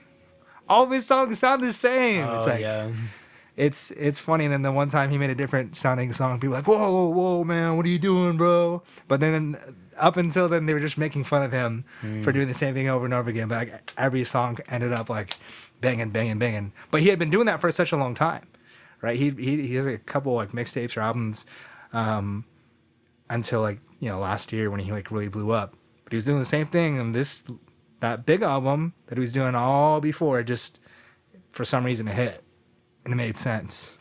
And now more beats are sounding more like the Baby songs, and so it's kind of oh, and then another one, Inception. The movie trailers, there's always like a big like horn now to make things epic. Boom. Yeah, I know that one. Yep. I just saw I'm part of this meme page that's about like film and whatnot, and they did like every trailer ever. They didn't even put any visuals. They just like described everything that happens. Starts like a light, soft piano note, and then quote, blah, blah, blah. Like, so saying, oh, what are we going to do? Blah, blah, blah. The thing's, this is unexplainable.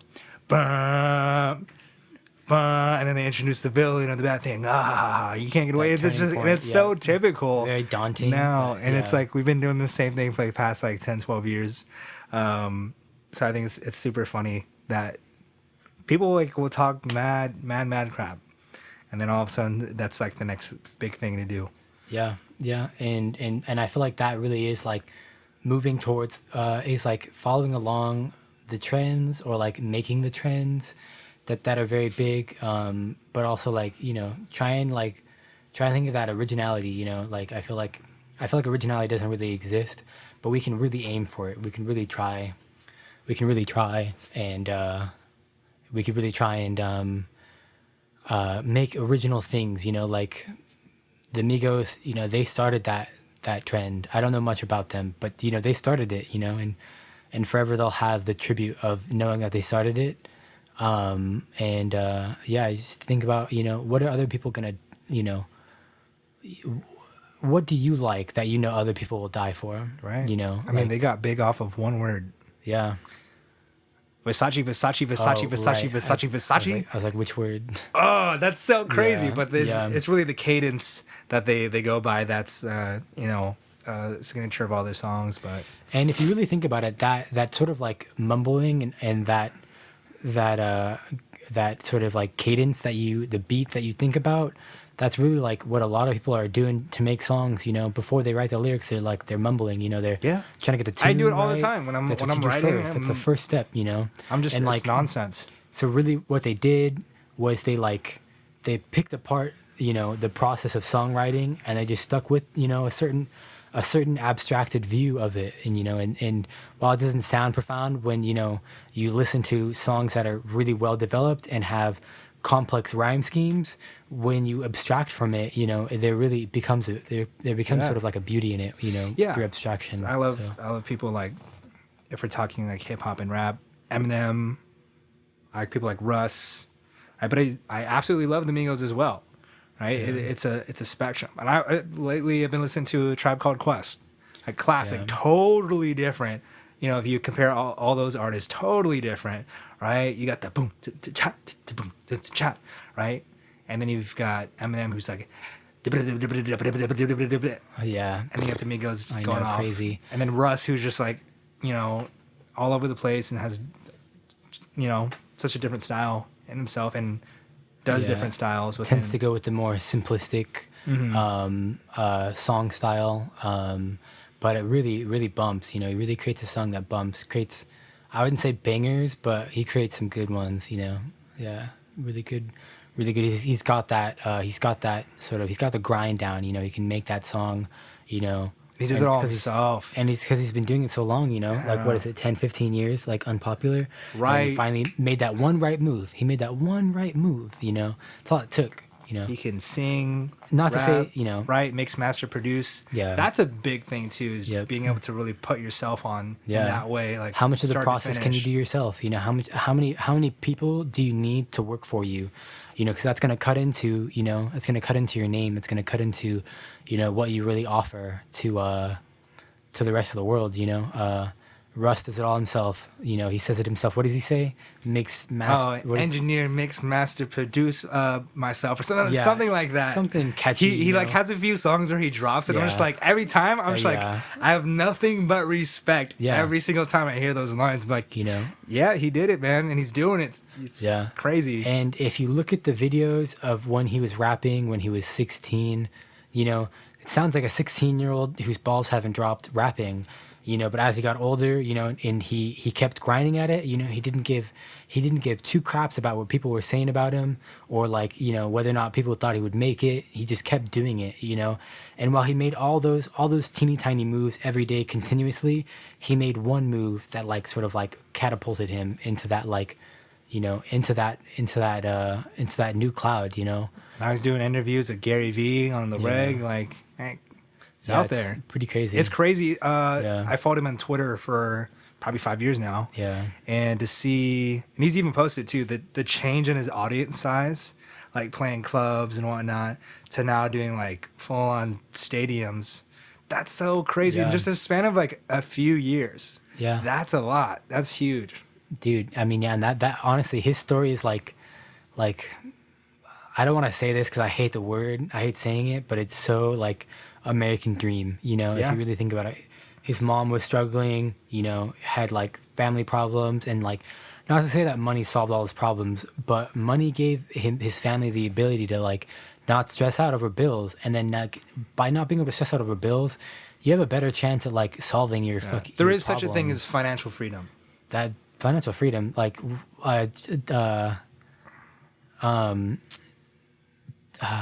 Tyler the Creator, he's like I just want three things, you, me, and financial freedom. It's like, yes.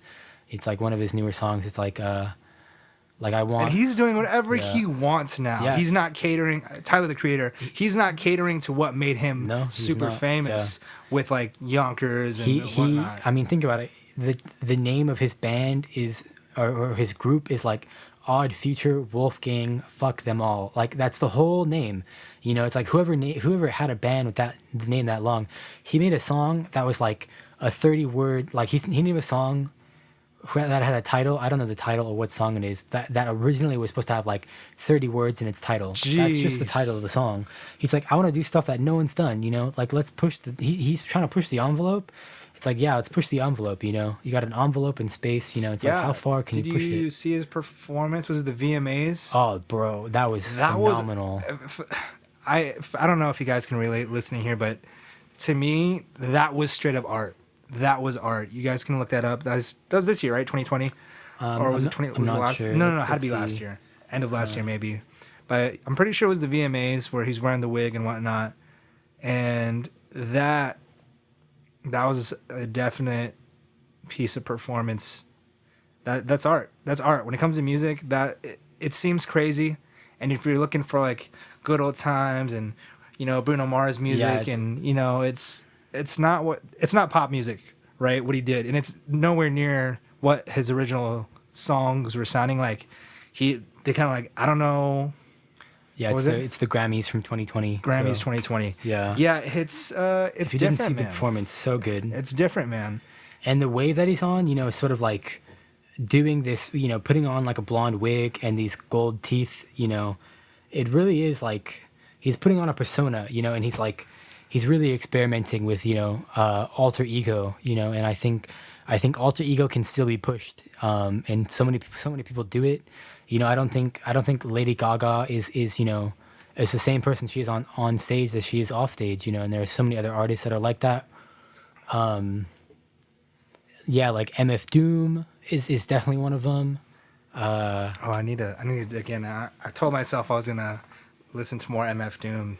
That guy's interesting. Pretty good. Or Captain Murphy's pretty interesting. Yeah, I've listened to some of that. Yeah, that's good. Good. And I John Wayne too. And you get back into John Wayne. Dude, I got turned on to John Wayne, MF Doom, and all rappers for you folks that don't know. Yeah, so I would say John Wayne is really good. Not the cowboy, but was named after the person the actor John Wayne was named after. So really, if you think about it, John Wayne the actor was named after John Wayne the rapper. But John Wayne is spelled John no H, Wayne no space. So it's John Wayne no H no space. He made it rap album 2, which is really good. And he also did he made a Christmas album, a Christmas mixtape. Dude, you could bump that mixtape any time of the year, and it's a good mixtape. It's just funny to hear this rapper did a Christmas album. Dude, it's a mixtape. It bumps, dude. It's so good. So that's John Wayne. MF Doom is really good. I don't think I need to really explain him. He's like a comic villain, and he's just trying to take over the world. And then you also got Captain Murphy, who's also a villain. Sort of like those two personas are really good, and Captain Murphy is just Flying Lotus, I believe. I could be wrong. Yeah, so Flying Lotus is also another really good artist. MF Doom might have other egos as well. Yeah, he does. MF Doom has I can't think of him off the top of my head, but I've listened to them before. Where he plays. Man, just if you look up MF Doom, you'll see his other alter personas. They're really good, and he's so good. MF Doom is so good that the concerts he puts on, that's not even him performing. The concerts he puts on, he's not even performing. He gets somebody to perform for him because he's wearing a mask anyway. And there have been people in the past that don't like that, but they still come to his concerts, man. So they're just lip syncing the entire time? No, I think they're still rapping. I think they're rapping. Maybe they're lip syncing. I'm not sure. Or a lot of people yell. It's funny because it'd be the actual artist, like something like Drake, right? But they're getting so hyped up performing. It's it's nothing like the actual song. Just yeah, and you're just it's cool that they're into it. But then if they do it the entire song, it's it's not the same song anymore. Yep. Yeah. They're just hyping up the crowd. Yeah, and so the person who turned me on to John Wayne, MF Doom, Captain Murphy was my homie Isaiah Bridges. Shout out Isaiah Bridges, aka Leo. I love his music too. His music is really amazing. You can find him on SoundCloud. I'm pretty sure it's just Leo on SoundCloud. But he's got a couple of really good albums out. One's just a mixtape with just a bunch of different sounds. That's probably the first album he dropped that was just a complete mixtape with just music, with just sounds, and then he came out with a rap album that was just phenomenal. Just like, man, like, just absolutely phenomenal. That came out like, I feel like that came out like 3 years ago, maybe longer, and I still bump that. I still bump it, dude, because it's just so good. So if you guys are on, SoundCloud, or if you guys are in the, I believe he's based in Arizona now. If you're in the Arizona area, look him up. He's really good. You know, Isaiah Bridges, aka Leo. Leo. Is there a period? I think there's a period. Or maybe I'm just imagining that. I feel like it's like Leo period. Yeah, I'm not or period sure. Leo. I think it's just Leo. I think no nothing. I think it's just all caps Leo. But I could be wrong. Yeah, do some searching. Yeah, really good stuff. Man, such a good. It is a clothing brand too, which is pretty nice. Not all that developed, but he does a clothing brand called Expressions. It's really good. Yeah. Does not to interrupt, but since we're on the topic, does music influence your art at all in any way? Or do you ever put on certain music to like get you in the mood? Some things that there are some things that I've been wanting to make that are they're like racially or they're like socially and racially motivated. And I think Childish Gambino said it's a new black renaissance, and that line often comes in my head like, for all those people out there who are minorities and, you know, you're African American, if you feel like you're down on your luck, like, you know, it's a new black renaissance, dude. There are more black creators now than there have ever been, you know, both in the traditional music talented sense, talented creators all around the board. No, you know, not just the rapper, singer, you know, producer, not just that, you know. Mark Bradford is an amazing artist. You know, he's had stuff presented all over the place. But he's been in the what is it called? He's done a lot of shows, but he's been an artist since like I want to say the 80s. If you look him up, Mark Bradford, he does amazing artwork, and he does work that looks like painting, but all it is just paper. It's just he grinds paper up and then puts it in water, lets it sit, and then he makes these beautiful, I guess you could call them paintings, but they're really just made of paper. Mark Bradford, they're like paper paintings. And he's in this museum in LA. It's the Free Museum, and I can't think of what it's called. I don't know why. I should know this, but I think I'm just so I'm so hyped up that I'm losing my train of thought. But let's see. Well, this is crazy. This looks almost like a map. Yeah, they're maps. Yeah, he made a couple of different ones that are maps. It's called The Broad. It's The Broad. He's in The Broad. The Broad? The Broad. The Broad. That free art museum that is absolutely amazing, made by an amazing curator. Absolutely phenomenal. Such a beautiful place. If you've never been there, it's free. They do a lot of really amazing stuff there. Right next to the Disney concert hall. Yep, which is also amazing, but it's not free. You know, if you the Disney concert hall. It is not free. You know what's free? The Broad. The Broad. The Broad. The Broad. The Broad. Yeah, it's really amazing. Old English. Yeah, really amazing artwork. I would say that's the first place I was exposed to Jean-Michel Basquiat. Basquiat's work is. Man, I was so mesmerized when I first saw his work. And that's a really good story right there. I mean, very sad and tragic for Jean-Michel himself, but his family's really well off now, which is really amazing. You know, he's done a thing that really outlasts the legacy of himself, but his legacy will forever be remembered through his work. So, but it does really amazing stuff. But yeah, going back to that, you know, it's a new time. You know, anybody can be famous. You know, and you get gotta yours. Work, you know, get yours, dude. Yeah, let's go. Childish Gambino also does daughters too, sons and daughters. Man, and everything in between. I can't think of what Childish Gambino says at the end of his This Is America song, but it's like, you know, it's like, get that money, you know, like, get that money, dude. It's yeah. I wish I could remember. I'm not the best. I'm pretty sure it's Get That Money. Yeah, I'm not the most musically inclined. Let's put that out there. I'm definitely not a performance artist or or a lyrically inclined. Definitely, there's a definitely disconnect, but I definitely am very inspired by it. You know, and I would say, ever since I was really young and Childish Gambino came out with that Camp album, blown away, absolutely blown away. And that was just trash rap, honestly, most of it, a good amount of it. I would say there's a lot. There's a few songs in there that are pretty good. It's interesting to see some of his older stuff. His discography and the difference. Oh, it's so different. But Absolutely. It's interesting because a lot of it is so not pop, but then he'll throw in a couple pop songs and you're just like, okay, guy, like, what are you trying to do? I understand are you trying to sell, or did you really just want to make a pop song? Because everything else is nothing like this one song. And so, like, there's one song on Camp.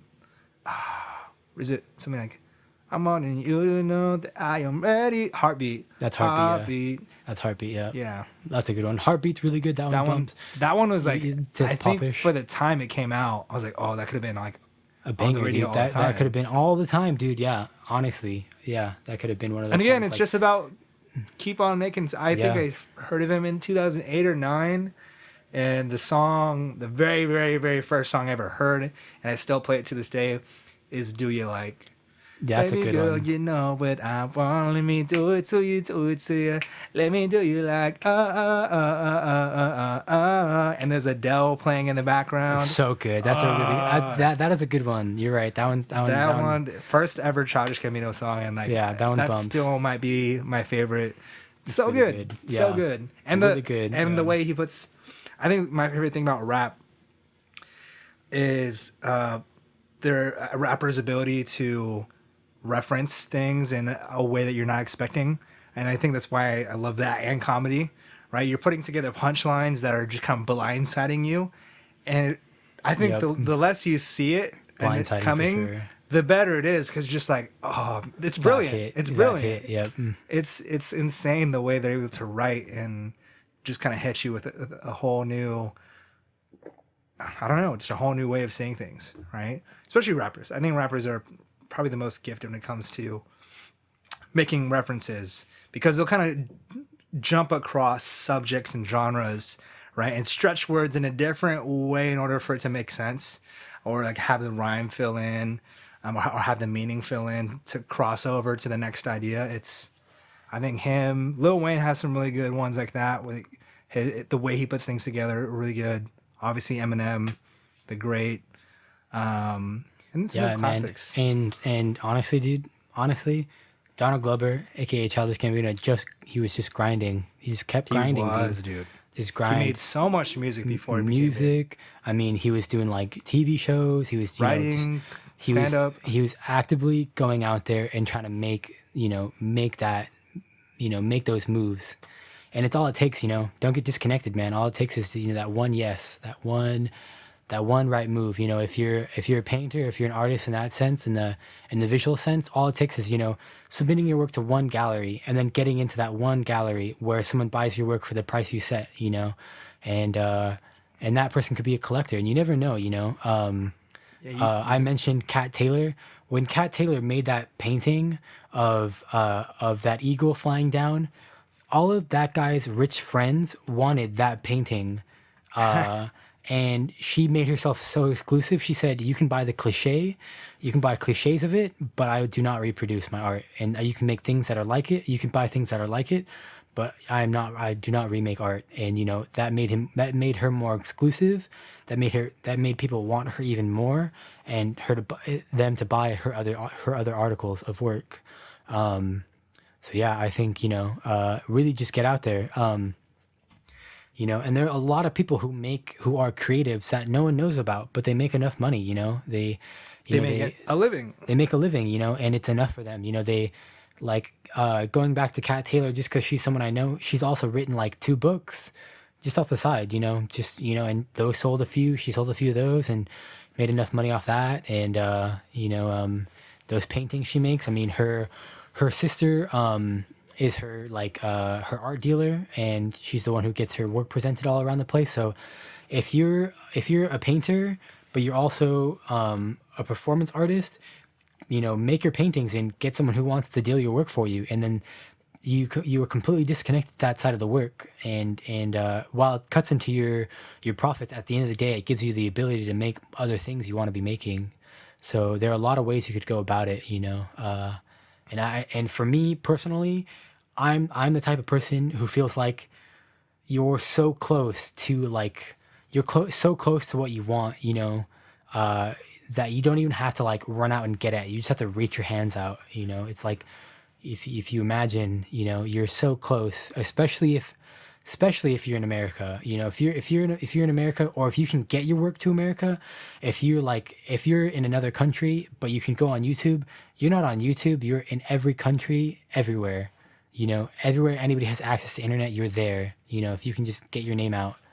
I'm all for it, dude. I like really want people who are listening to push themselves to be the best person they can be, Yeah, man. Yeah, you just gotta get out there, put yourself out there. Sometimes all you gotta do is ask. Yeah, it's true. And while we're on the subject, folks, if you're listening, only you can make things happen. It's very true. Only you. And you can also just donate as little as 99 cents per month to the podcast. Guys, that's a plug.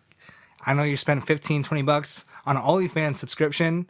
Let's go look at some pretty people, right? I've got a lot of people on here, and I'm doing this for free. If you guys just want to spare just $1 for me, sir.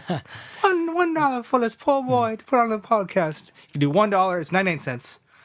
It's basically $1, $5, $10. It caps out at $10 a month. You should be able to cancel anytime. For some reason you have a problem one month, you're trying to cancel, I'll send the money back to you, man. But I honestly appreciate you guys if you donated. Keep it going. Tell your friends, right? Tell your rich friends if they want to give me $5,000 for an episode. Let's do it. $1 can't get you a lot these days, but what $1 can get you today is more content. Is more content, and the ability for Christian Blandin to make more content and more easily make more content. And if you don't like things, if you don't like certain parts of the podcast, that's probably because we don't have those things yet.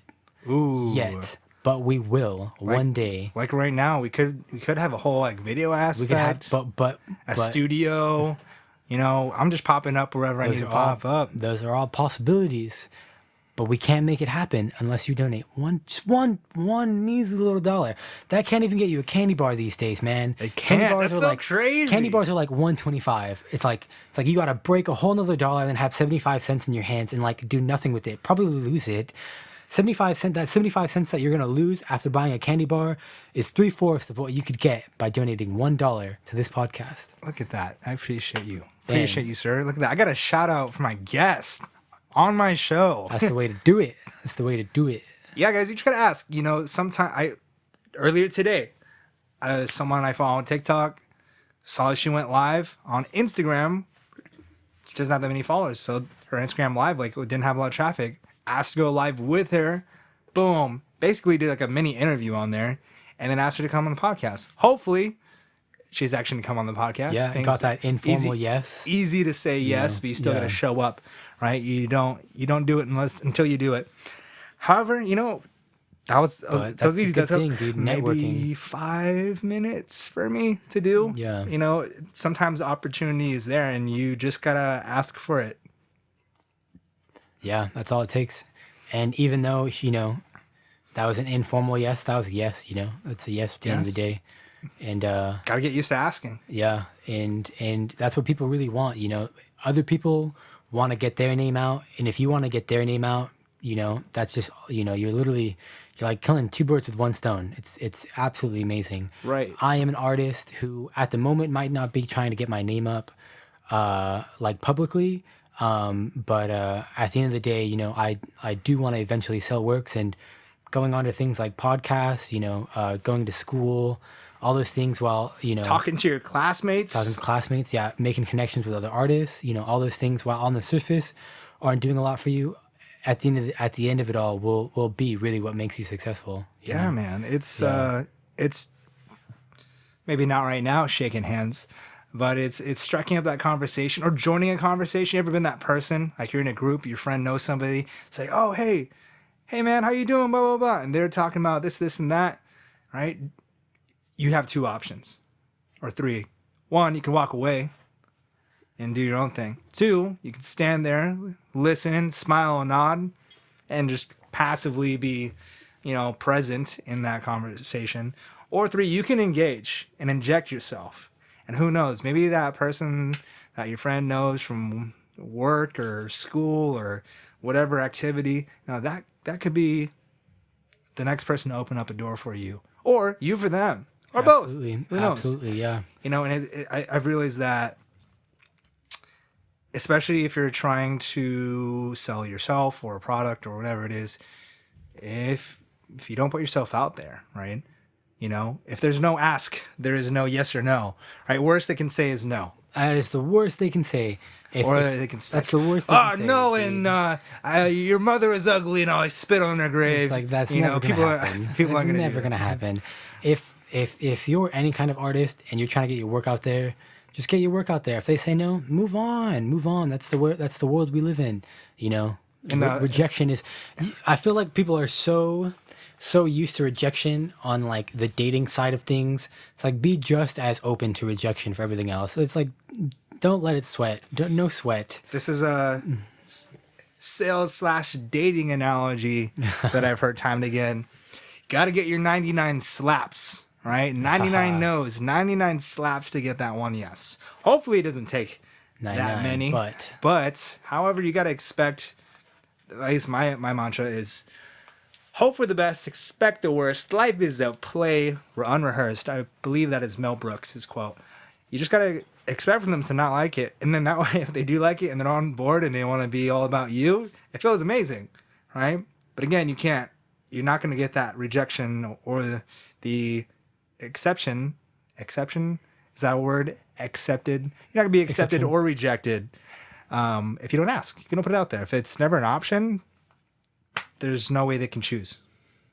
So, little motivation, little kick in the butt there. Yeah, we want to motivate you guys. We want you to be motivated to go out and make what you want of the world. Make what you want of the world. Yeah. And make what you want of the podcasting world by donating as little as 99 cents per month for this measly little podcast to entertain you while you're traveling, or hopefully not traveling that much during the pandemic. Or maybe in your country, or maybe your country, where they talk like this, kind of, in New Zealand, where the pandemic is supposedly all taken care of. You travel as much as you like. Yeah, mate. Sorry, Mr. Fraser. I'm sorry if that isn't the best. I'm working on it. My Aussie Kiwi accent. It's getting there. Takes some time. Yeah, we want to motivate you guys to get out and make of what you want of the world. Life is a box of chocolates? No, that doesn't work. Life is a game, boy. Life is a candy store. What is that? I don't know. What book is that? Life is a game? I don't know.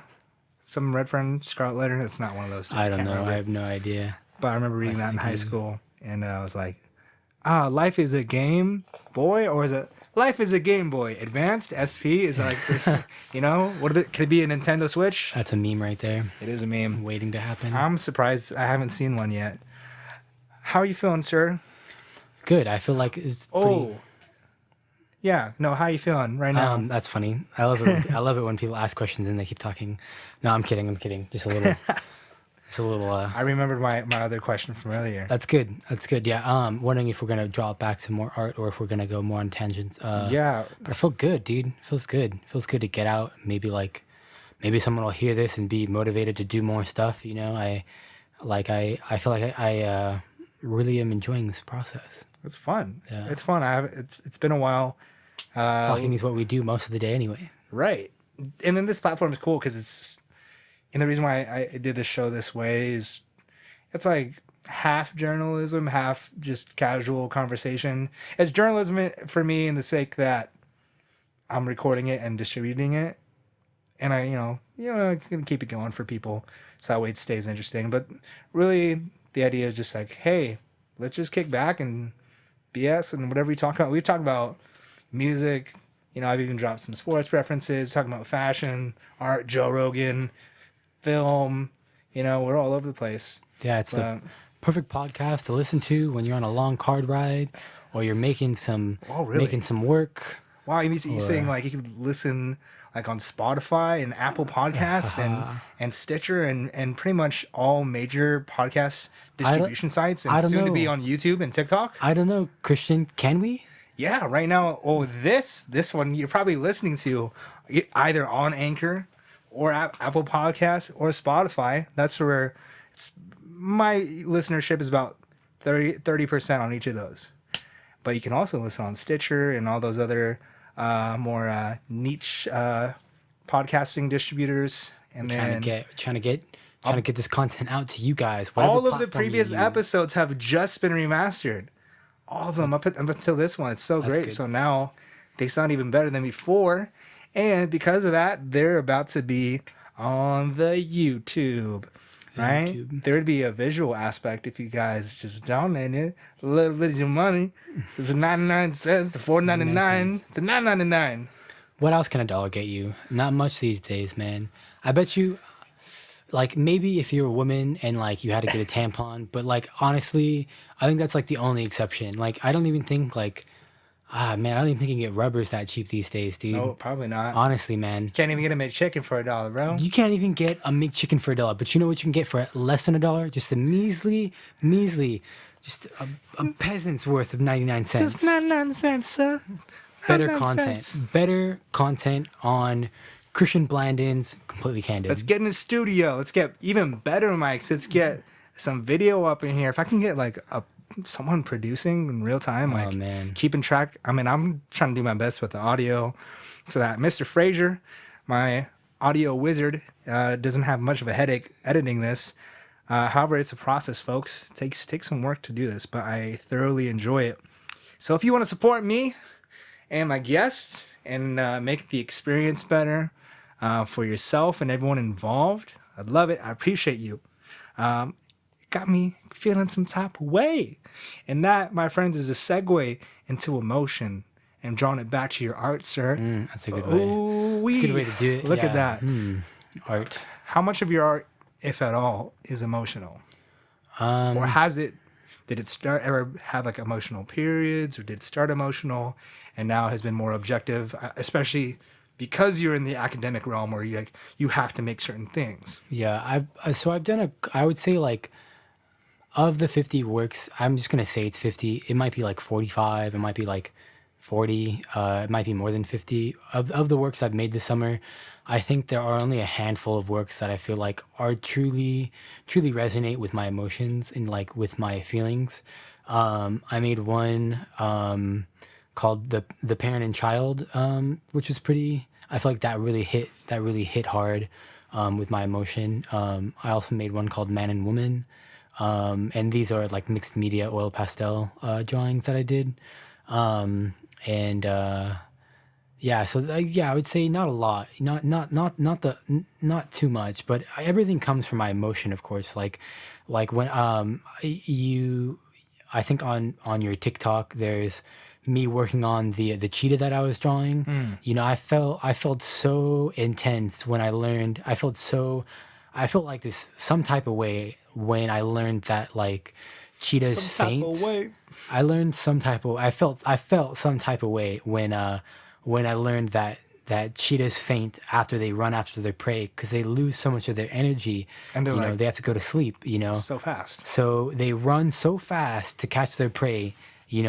And then when they're successful, they try and find a place to hide while they sleep for, I don't know how long they sleep, but it's long enough for them to feel worried. Ooh, that's crazy. You got to understand. Top speed is anywhere from 50 to 80 miles per hour. Yeah, they're fast beings. This is a mammal that is running just as fast as your car. When you're on the freeway and you're going 80 when you should be going 65, imagine being a cheetah with no protection, no metal in front of you, no brakes, just their bare paws, and just going after that animal. You're exerting so much energy that I've seen videos where cheetahs hike their prey up into a tree and they jump into the tree themselves and they just pass out.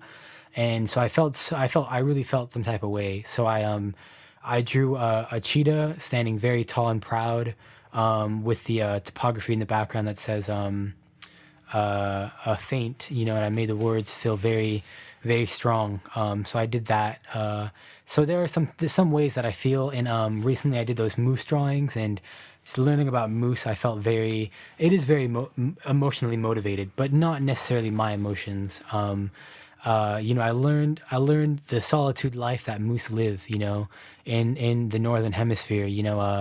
They only mate, once a year. It's a long time. Women are only doing it once every 2 years, and they live their lives completely alone. They don't live with other moose. They're just completely alone in solitude, and it's a very cold, sad, very cold, soft, like solemn life. When it's snowing, they're digging through ice just to get some vegetation that they can eat on. And they're big, lonely animals.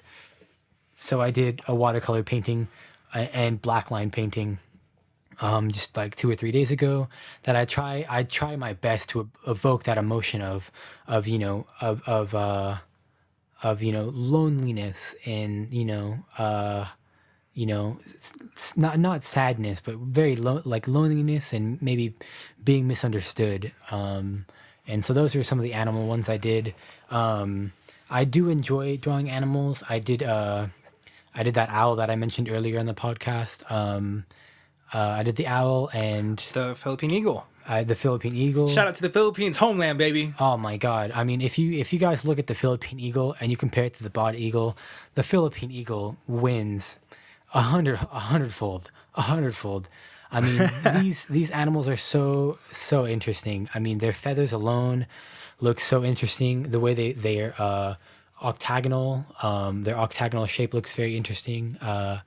And they mate for life. Not a lot of animals do that. That's crazy. They mate for life, and I don't think they mate that often because they take care of their young, like for a long time, for a considerable amount of time, for like Ride or I don't die. know. I think like either months or at least like These a are year, fast and years. furious eagles. It's Crazy. familia, bro. Family. So yeah, I'm very driven by animals. They make me feel some type of way.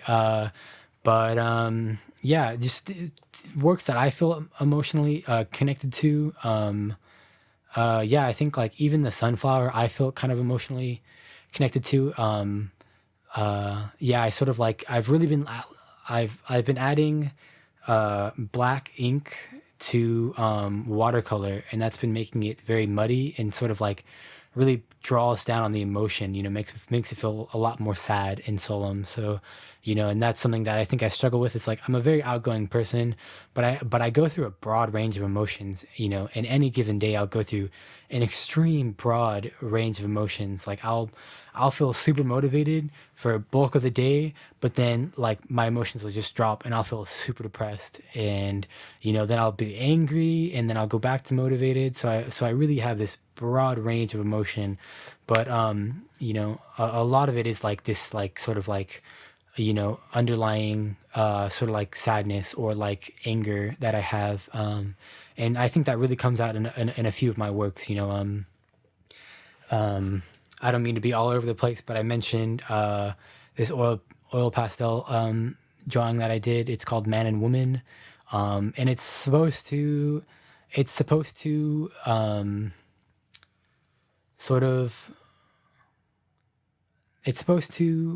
look at what are like a man's needs, and in a more emotional sense of the word. I think like so much of a man, when you think about him, is like, oh, have I fucked? Okay, let's eat. Have I eaten? Let's go to sleep. And there's a lot more, of a lot more emotion, that happens behind closed doors that men don't talk about. I know me personally, I find myself to be a very emotional person. Not that I talk about my emotions openly.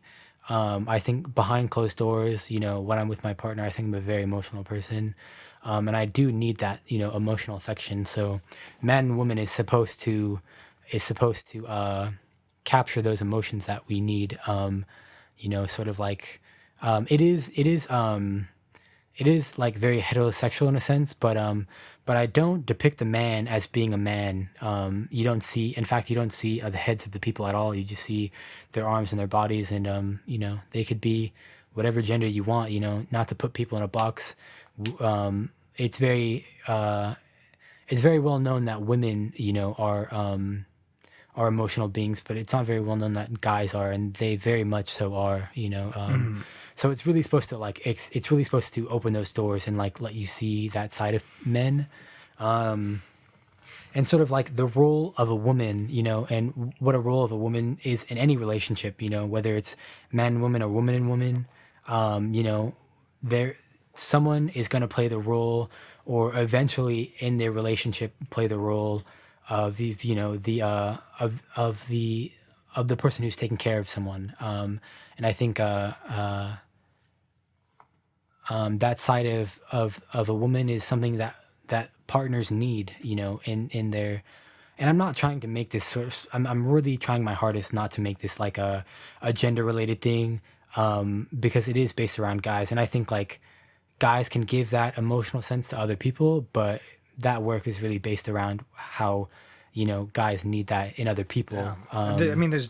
Yeah, it's. I'm not trying to put anything in a box. No. I don't want to, and I want the audience to know that. You know, I'm not trying to put anybody in a box. You know, I'm very open minded. The traditional sense is man hunt, man eat, man kill, Man fuck, man sleep. You know, exactly. They provide, and you know, it's a lot of just like, and then what the word masculine has become to mean, I really think that word is changing. However, when you say masculine, you think, oh, muscle and strength and, you know, providing, whether, but the thing is that there's, you know, what comes up must come down. And you see that a lot. You see that masculine personality so much on the outside, but just know on that guy, that dude who's super macho, on the inside, he's crying like a little baby and he's dying for like some like affection, you know, emotional affection, you know. And I think like they just suppress it. They suppress it so much, you know. Yeah, you know, I think yeah, so don't get me wrong, ladies. Any ladies out there or non-gender conforming people out there who are really trying to push the boundaries, you know, and I'm sure a lot of people know already, you know, there is like a lot of emotion in guys and they're just suppressing it, you know, and that work that I made is really just sort of like trying to open the doors on that, you know. It's trying to let you see there are a lot of men out there who, you know, if they don't feel like they're being macho on the outside, then they feel like they're not going to be able to get a partner, and or it has to do with their psyche, and so really it's just supposed to push the boundaries and open those doors to let you see what men need on the inside behind closed doors. So that's man and woman. Yeah, and of course I am a guy and I do identify as a man, so I am looking at it from the viewpoint of me. So that is why it is a man and a woman and not a man and a man or a girl and a girl. It's because I myself am a man. And while I'm not the person depicted in the drawing, you know, I can only draw from what I know. And so that's sort of like covering that aspect of it. You know, I want to be very open and understanding of everybody else and their feelings. But I can only go as far as I know. And that's sort of what I know. Yeah. I'm trying to think of any other paintings I've made that make me feel like some type of way, but there's not a lot, you know, not too many. I think a lot of it has to do, I'm sure I'm not thinking about it.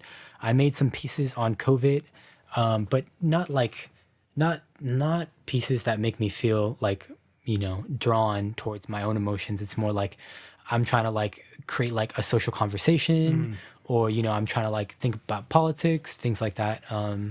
Yeah, I'm trying to like open the doors in different ways, not focus on myself so much, but those are some of the ones that I think where I'm focusing on myself in like sort of trying to self-reflect on the things I need, on the things I think other men need. Yeah, and I think there's such like an anger towards like heterosexual men, and while I understand it, you know, I really just think like, you know, heterosexual men aren't seeking the help they really need, you know. Talk, people. Yeah, dude. Talk. Therapy's good. Therapy's good. If you can't get to therapy, can't afford therapy. There are these things not called, available. if you can't afford therapy, there are these things called men's groups where you don't have any problems. You're just men getting in a room talking about, at the end of the day, your emotions, you know, and like you could just be talking about your problems on the surface, but your problems on the surface, you know, relate to your emotions underneath it all. So if you're a guy out there and you're seeking help, you know, honestly, like go seek out a men's group. You know, it doesn't have to be motivated towards, you know, alcohol abuse or drug abuse. It could be just straight out a men's group, you know, where men just get together and they hang out and they talk, you know, you know, just get out there. You know, I think there are a lot, and it's not the first time like I've heard of a men's group before. I mean, other I would say progressive heterosexual male identifying men have mentioned them to me, and how they want to like get involved with other people who want to get involved. They're very good and eye opening. I would like suggest people to go, you know, go seek one out. They're really interesting. Yeah, I think there's so much pent up anger and emotion in men, and really there's just like this sad little dog, you know, on the inside, you know. Yeah, so yeah, especially if you do live that life of bravado, and if you are like a modern day version of the hunter, killer, provider, that's a lot of tension. It's a lot of build up, and there has to be some way to decompress. And so it's healthy, guys, to talk and to release and to be vulnerable, because I think that's where you really get to learn more about yourself. I think there's a wall that needs to be broken eventually. You know, I think you're limiting yourself and your life's potential and your mental potential if you're so stuck in this, like, I'm just gonna keep it all bottled up and just keep adding in and just stuffing more, and the lid's barely closing now, and I'm just gonna drink my black coffee and just drive my teeth loud aggressive vehicle, and this is it. And something I think to maybe some of the younger audience, maybe some of the younger viewers, or some of the people who do feel this like strong emotion towards like heterosexual men, particularly, because, you know, I understand why. I mean, they do get they get the wrath of a lot of argument, because like they run the world and they're like sexual predators, and, you know, they're awful men. But when you're just out in the street and you see a group of men and they might be in a bike club, you know, that could be like an emotional support group for them. And it just so happens that they like leather and that they're kind of weird on the inside, you know. They could be the New Village people, for all you know. They could be, they could just be having like a group where they go out with their friends every once in a while. They just go for a bike ride. It doesn't have to have this sort of like, you know, outside connotation added to it, you know, this like assumed behavior that like because they're driving a loud bike that they must be. Are you saying we shouldn't profile people based on their looks? Oh my goodness. Wow. What a crazy concept. Are you suggesting that we don't judge a book by its cover, as they say? Wow, a little bit of sarcasm for you guys. Yeah, absolutely. I don't think you should judge a book by its cover, but then again, I understand why, you know, like that, you know.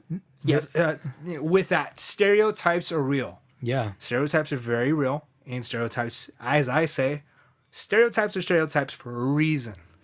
You know, there is some sort of repeated pattern, right? But interpreting that is all up to us, right? Do we want to make it funny is subjective. Do you want to make it a joke? Do you want to make it like Asians can't drive, right? That's one I've seen, and I hear a lot, being Asian myself. Yeah, it's all up to us on how we take information. I think that's why people are so afraid, especially males. They're so afraid to talk. Yeah, absolutely. Yeah, and it's so pent up. Yeah, and I know a lot of them. I mean, like nowadays, it's more even. You know, just as many women now are going through just as many traumas as men are. You know, but when these people come back from like tragic things like war, you know, they're just expected to just get back into reality. You know, and I think like maybe women might be more inclined to seek help emotionally. That could be that is definitely an assumption. But I definitely know more emotionally stable women than I do emotionally stable men. So that's sort of why I'm assuming I think I'm making men assumptions. are great salesmen. Yeah. Of I'm good. I'm fine. I'm great. I'm amazing, sort of putting on that facade.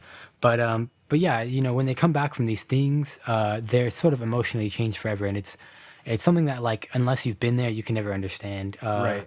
So yeah, everyone out there, just be a little more open minded. I think, of course, coming from the aspect of two cisgender males, we're gonna say this, but at the end of the day, we're not shitting on anybody for shitting on other people. I think we're really just like, trying to get the truth out and be a little more accepting of everybody, because I know personally I'm accepting of anybody. You could call yourself a Tostitos can, and I'd be like, I'm with it, dude. You're pushing the boundaries. See you as just another person, not demean you any less. But yeah, I feel like that, that's good. Do your thing, but be nice. Do your thing. Yeah. Speaking of other things, one of the mediums that we haven't really touched on, but I've seen you work with, is photography. Oh yeah. What is your relationship? How would you describe your relationship with photography? To me, I don't completely understand how you feel about it.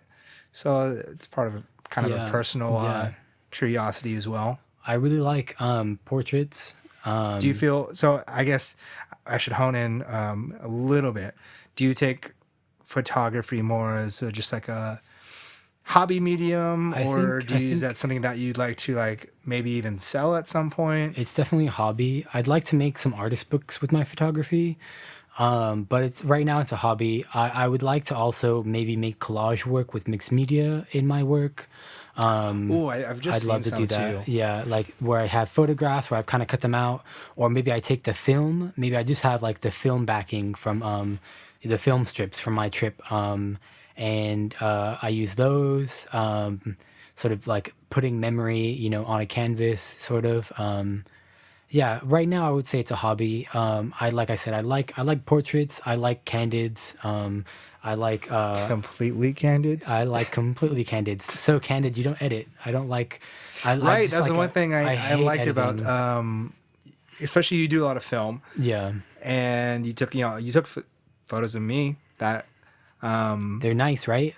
Yeah, and you were playing with some lights, and you were making it the final product as you took it. Mm-hmm. Which I thought was brilliant, because especially back in the day. Wait, I was playing with lights. Which ones? You had like the bar light, the orange. Oh, you were using what were you doing? I was using the filter from the light. Using the filter from the light. Yeah, almost but that was a gel. That was my digital camera, though. That was my Nikon 1. Yeah. But that was it. Whatever you took, that was the picture. And yeah. I like that. And you're playing with the shutter speed and whatnot. Yeah. Yeah. I like that. I think we do a lot of post work, but in post work looks amazing. I mean, CGI, sort of like you're basically CGI. Hashtag fix it in post. Yeah, basically. And yeah, don't get me wrong. I will crop if something's a little crooked. I'll crop, but sometimes the crooked looks good, and I don't think it's bad. I like, and with age comes that nice look, that nice feel, yeah, I think I like that. I like that feel. That I think when you're working with film, it's already got a filter. So why are you continuing to filter it? Unless I've seen some people work with film and then edit people because certain skin tones don't look right. Like they don't have the proper spectrum of color to capture a person's skin. Yeah, what it actually looks like. Particularly African American people. I mean, like color film in the first place was made to make African American people look really bad. I don't know if you know about on this. Purpose? On purpose. Oh, Yeah. I never. That's insane. They bring out green tones in their skin, and it just doesn't make them look good. That's crazy. And because you've noticed that like African American people look way cooler in black and white than white people do in black and white. You ever notice that? I don't know if you have. Well, I love black and white people. Are you talking about cooler as in like color temperature, or no, like they look way more badass. They look more dapper. They look more styling, and because it's because of the color of their skin and the contrast with the background. That's the way it is. And I think some white dude in his white rage was like, let's do color film and let's not capture the. And of course, they're also, when you're making color film, you're thinking of color, not black and white. So you're trying to capture color better. So in some films, white people look pink, but in a lot of films, white people look good, and so they tend to edit I've seen people edit African American people to make them look more true to their actual skin tone, because they bring out these weird colors which aren't accurately depicted in their actual skin tones. Yeah, I'm all for candids when they're accurately depicted. So there are some things that I think editing does help with, but I've never really found the need to do it. I think I'm a pretty white pasty person, and if the film comes out pink, I'll just leave it pink, dude. I'll look like a little pink belly baby. But yeah, I like going back to what I do with it. Yeah, I like candids. I like artist books. I'd love to get a zine out one day where I just have my photography, and I capture sort of like what I'm doing. I like to travel a lot. That's also something about me. And I want to creating a lot of the time when you're doing that. Yeah. And so I want to capture that traveling lifestyle. Whether I'm going, and I like to rough it out. I like to rough it out. I like to live life really, really hard, and to its fullest. I want you to be dying for comfort. At the end of our trip. And I want to capture those things. I want to capture the ugly. I want to capture I want to really capture all those things, and that is that's what my desire is when I pick up a camera. It's like I don't want to I don't want to just capture beautiful fireworks. Fireworks are already beautiful, and there's already a million photographs of fireworks. But something that I did do while I was in San Francisco this 4th of July was I took pictures of the fireworks. But that wasn't because it was 4th of July. That was because it's COVID-19, and in San Francisco it was awful. So everybody took 4th of July to the next level. To the next level. I mean... It was lit. It was literally lit. Literally lit. It was lit. It was lit. Yeah. And I got some nice ones of those. And I haven't developed the film yet, but I took 4 rolls of film in that one night. There's got to be one good photo. 4th of July, like it's lit. And that's all I need personally. And I'm not looking to really make money off photography, but I would love to produce some. And that's another thing. Is like the best way to not let the market corner you as an artist is to do everything. Always do everything. And that way you can nip it in the butt. You can nip it in the butt right away when someone says, "I thought you did mixed media art." And it's like, yeah, but I'm also a photographer. I also boom. I also like to travel. I call it ABC. ABCs. And sales, it's always be closing. Artist, always be creating. Boom. Create anything, and then also close, like sell your art so you can make money and have money to buy art supplies. I'm all for I am all for an unregulated art market, which is what we have right now, which is why art is so amazing. Unregulated art market is quite amazing. So that's definitely what I think about when I think of my photography. So hashtag capitalism. Hashtag neo-capitalism. I think it's much different now than it was in the 1900s. So that was good. I totally forgot about photography. Keanu capitalism. That's a play on words. That's a Matrix reference. Keanu Reeves, he's Neo. We just neo-capitalism. Yep, Neo. there we go, folks. That's good. For those of you that need to get up to speed. Also, for those younger audience who haven't watched. for those of you that don't know what the Matrix is. You might not appreciate it because it's not as cinematically or beautiful. Or I'd say the CGI part. But dude, it's got its own sort of niche. At the time, it was like groundbreaking. Next level groundbreaking. Oh my gosh. Yeah. The concept though is so good, and the message behind it, amazing. Yeah. Watch it if you can. Yeah. I'm sure it's out there. Matrix 4 is on its way. Yep. Along with John Wick 4. Those are supposed to release on the same weekend. So that weekend, I mean, now obviously COVID changed things, but that weekend would have been an absolute winner for Keanu Reeves because he's competing against himself either as Neo or John Wick. So no matter what, that's him. It's him. That's funny. Both posters. That's crazy. Imagine being like that hot where you're just like, the 2 big blockbusters this weekend that are debuting, both mine. Yeah, it's a double premiere. We're watching both movies back to back right now. That's crazy. That'd be crazy. Just went to the opening of this one and the opening of that one. 6 hours of your day right there. Wow. That's pretty nuts. Yeah. Pretty crazy. All right, man. Well, here I still have more questions for you. How you feeling? You ready to go? You ready to go? I got more for you. I'm ready. Maybe I'll top off my water and take a quick commercial break. Quick commercial for a mere measly 99 cents. For a measly 99 cents, you can promote this podcast to be bigger, better, and more groundbreaking. Breaking Bad. Hey guys, watch this. We're gonna do this really cool transition where I keep on talking, and then Mr. Fraser's gonna just stitch everything together, right? So I'm actually gonna stop talking right now, but when we come back, you guys aren't even gonna notice that we're back or that we left it all, but we're back right now, son. Guess who's back again? Bang, bang, bang, bang. Bang, It's bang, me, bang. your man. It's me. It's the one. Mario. It's not Mario. It's not Mario. Christian and Andrew. Bang. Christian and Andrew. Andrew and Christian. Doing the alphabetical. But we back, baby. So we were talking about photography. Oh, the thing that I wanted to get into is practice. Practice. Oh, man, that's a good one.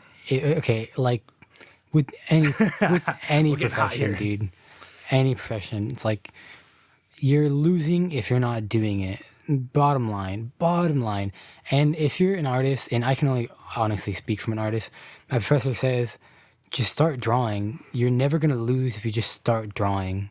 If you just start, if you're just trying to capture something, just start doing it. You're never gonna lose. And I honestly took that to heart. Like, you're never gonna lose. Like, I've drawn so much this summer. Not a day has gone by where I haven't drawn.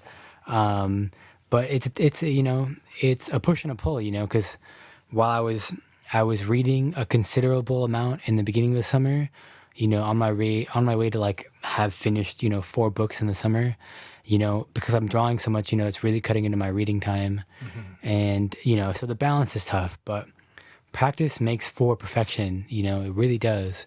Does not make perfection, but it makes for it. You're striding for it. And I'm all for it, dude. You're not gonna become a master cello player unless you play the cello. It's your 10,000 hours, right? 10,000 hours, man. Gotta put in your 10,000 hours to become an expert in anything. Yeah. And even then, I think some things definitely require a lot more than 10,000. Yeah. You just gotta do it. You just gotta go out there and make it happen. And you know what? Now that we're hitting on that, it's like, but guys, I don't have art supplies. But guys, I don't have any money. I don't have any time. It's like, you know what? I have a couple of different ways I could go about this. Go outside. Is there dirt in the ground? Because, that's good.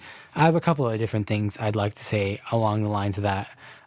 One, it's hard to. David Cho cut himself. Yeah, made himself bleed. That's a good point. And use his blood. Yeah, David Cho, when he was a lot younger. Did we mention this? I don't know. I think we were in the car.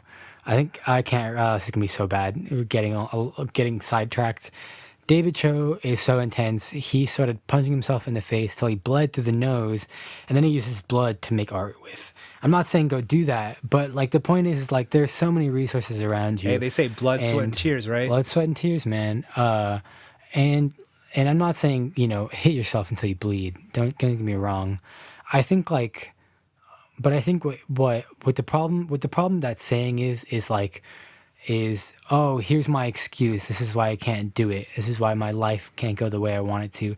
It's like your life won't go the way you want it to unless you want it to. It's like, so if you really want it to, you'll do anything you can. If you have common household appliances in your house, just regular things, if you have whiteout, that's a great white ink you could be using. If you have pens and pencils, you could be doing pen art. I do oil pastel stuff, and Sakura makes a great oil pastel, and they're 60 cents a pastel. Is that that company right off the freeway? That's Sakura paper. Okay. I think it's different. Sakura, the brand, makes those micron pens. They're really amazing. If you draw, you're aware of them. If you're trying to get into color art, Crayola makes oil pastels, and they're cheap.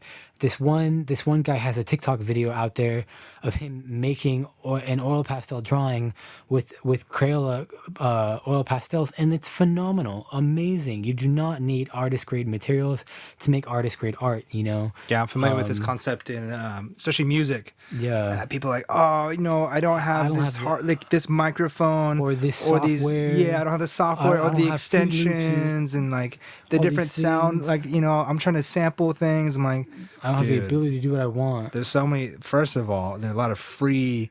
There's a lot of free software out there, right? And you can find instruments that are cheap, man. Yes. Like, I don't think any real guitarist is gonna tell you, "Hey, go buy that $3,000 guitar if you're brand new, like just trying to learn." That's not how that works, man. At the end of the day, it's like make use with the tools you are given. It's not about what you have; it's about what you do with it. Yeah, honestly, I mean, like there are people, there are homeless people making art. They have no money. They make really amazing art. Go out there. If you're really hurting for money that badly, there are people that will give you art supplies. And here's the thing.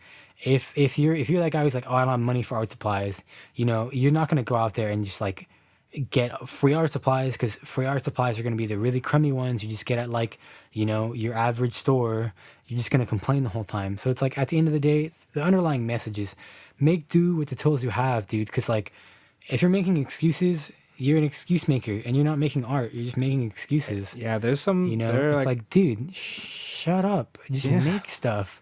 I don't want to hear it, man. If you have Elmer's glue and old T-shirts, you can make art. If you have anything, and I got YouTube. Here we teach go. you how to do everything. No, YouTube can teach you exactly, dude. We're in this like look it up on YouTube culture. A way to do it for free. YouTube Academy, man. Here's a suggestion. You want to make stickers? I'll tell you the free way to make it. Go into your local USPS store and ask for their shipping labels. While they're still open. While they're still open, yes. Or don't ask them. They're just at the counter. Grab a stack, 5, 10, be nice, maybe grab 5 to begin with, because you don't know if you're going to like the process of making stickers. And then take your Crayola markers or your Crayola colored pencils and your paper mate pens, and just start drawing and just start putting your stickers everywhere. You don't need to buy all this stuff. And that's something I wish I could tell my younger self, is you don't need all these things. You can just make art. There's a lot of tools out there, and I think there are a lot of things you could be doing that you don't need all these expensive things. And I wish I could tell my younger self that you don't even need art supplies. You could just like, if you guys are aware of the YouTube channel called The Artist Assignment, it's something that's funded, I believe, by PBS. Shout out to PBS and The Art Assignment. They assign you art projects where you don't need art supplies at all. 100% do not need art supplies. They just give you an assignment, and you make do with the tools that you have to fulfill the assignments. And they're really amazing. Not your cookie cutter assignments. They're like, they're like really interesting things. Like, for example, I don't know if this is one, but use something incorrectly. That is an assignment. If you wanna take it and do with whatever you want with it, use a material in a way you're not supposed to. You could put a human shirt on your dog. That is using a shirt in a way it's not originally intended. You could cut the crotch out of all of your boxers, and then you're using a material you're using material in a way it was not originally intended, and this is just supposed to open your mind to other possibilities you have the ability to do.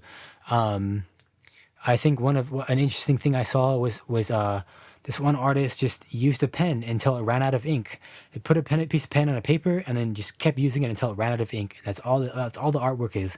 It's you watching the material go from a fully saturated pen to an empty pen.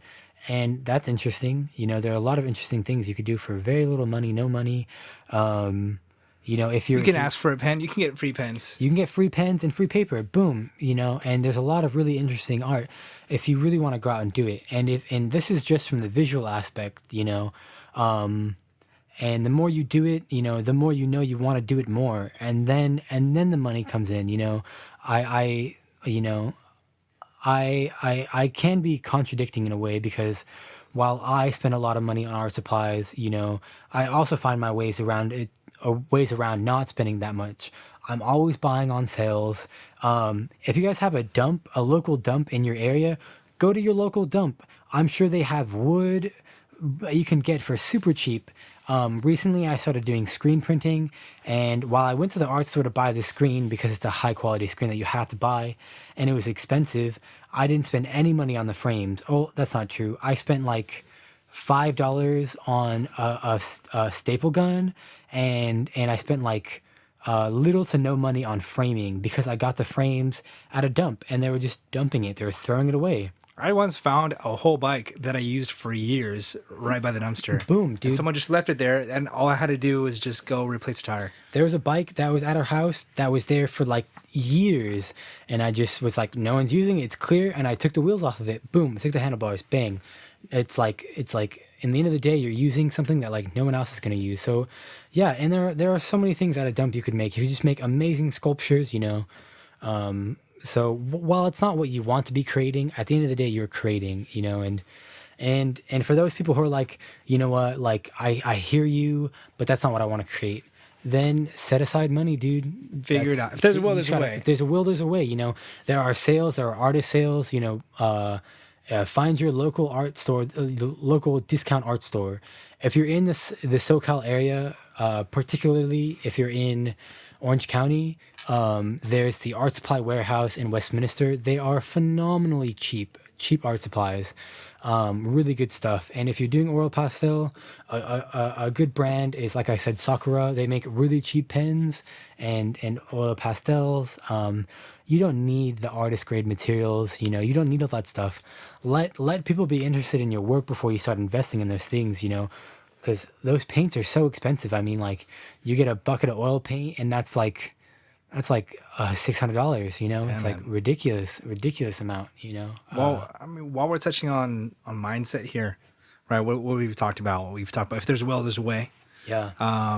And then making do with what you got. Yeah. And then I think on top of that too is that and I think for a lot of people, especially we live so close to LA.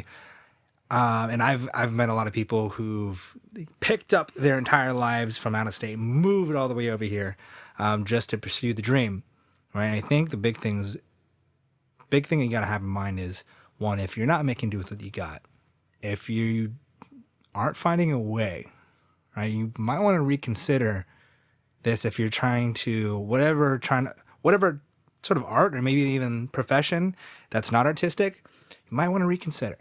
Because one thing that I've discovered, especially with myself and me, I love getting into things, and I'll obsess for a little bit. Whenever it's something new that I really like, I'll obsess for a little bit, right? And I think if you are not losing sleep over whatever it is, it's not it for you. It's not so true. That's so true. Yeah, it's bonkers. I've seen it with myself. Because a lot of things I like to do. I love things. I love people and learning new things. I like challenges. I like to compete and get better and learn and expand. However, I've learned to I've seen myself stretch myself too thin because of trying to hit all these things all at once, right? And then I've realized, okay, well, I can always go back and do these things for fun, as a hobby, whatever. But for the things that I really, really, really want to do, that might actually make me some money, I have to ask myself, right? First of all, let's go through all these things. Ask myself this question. How bad do I want it? Well, I don't know. How bad do you want it, guys? Well, am I losing sleep over it? Am I scheduling my day around it? Am I investing in it? Right? Am I putting money aside even when times are tough, or am I not buying other things, right? Or am I trying to sell it already and trying to make a profession? Am I networking for this thing, right? Like right now, podcast is super hot, right? Who knows? This podcast can make me a lot of money. My goal for pretty much everything that I do, try to make a living off of it. Try to make it like pay the bills. And if it goes more than that, then I'm killing it, right? I'm happy with making a living, like, as long as I get to do what I love.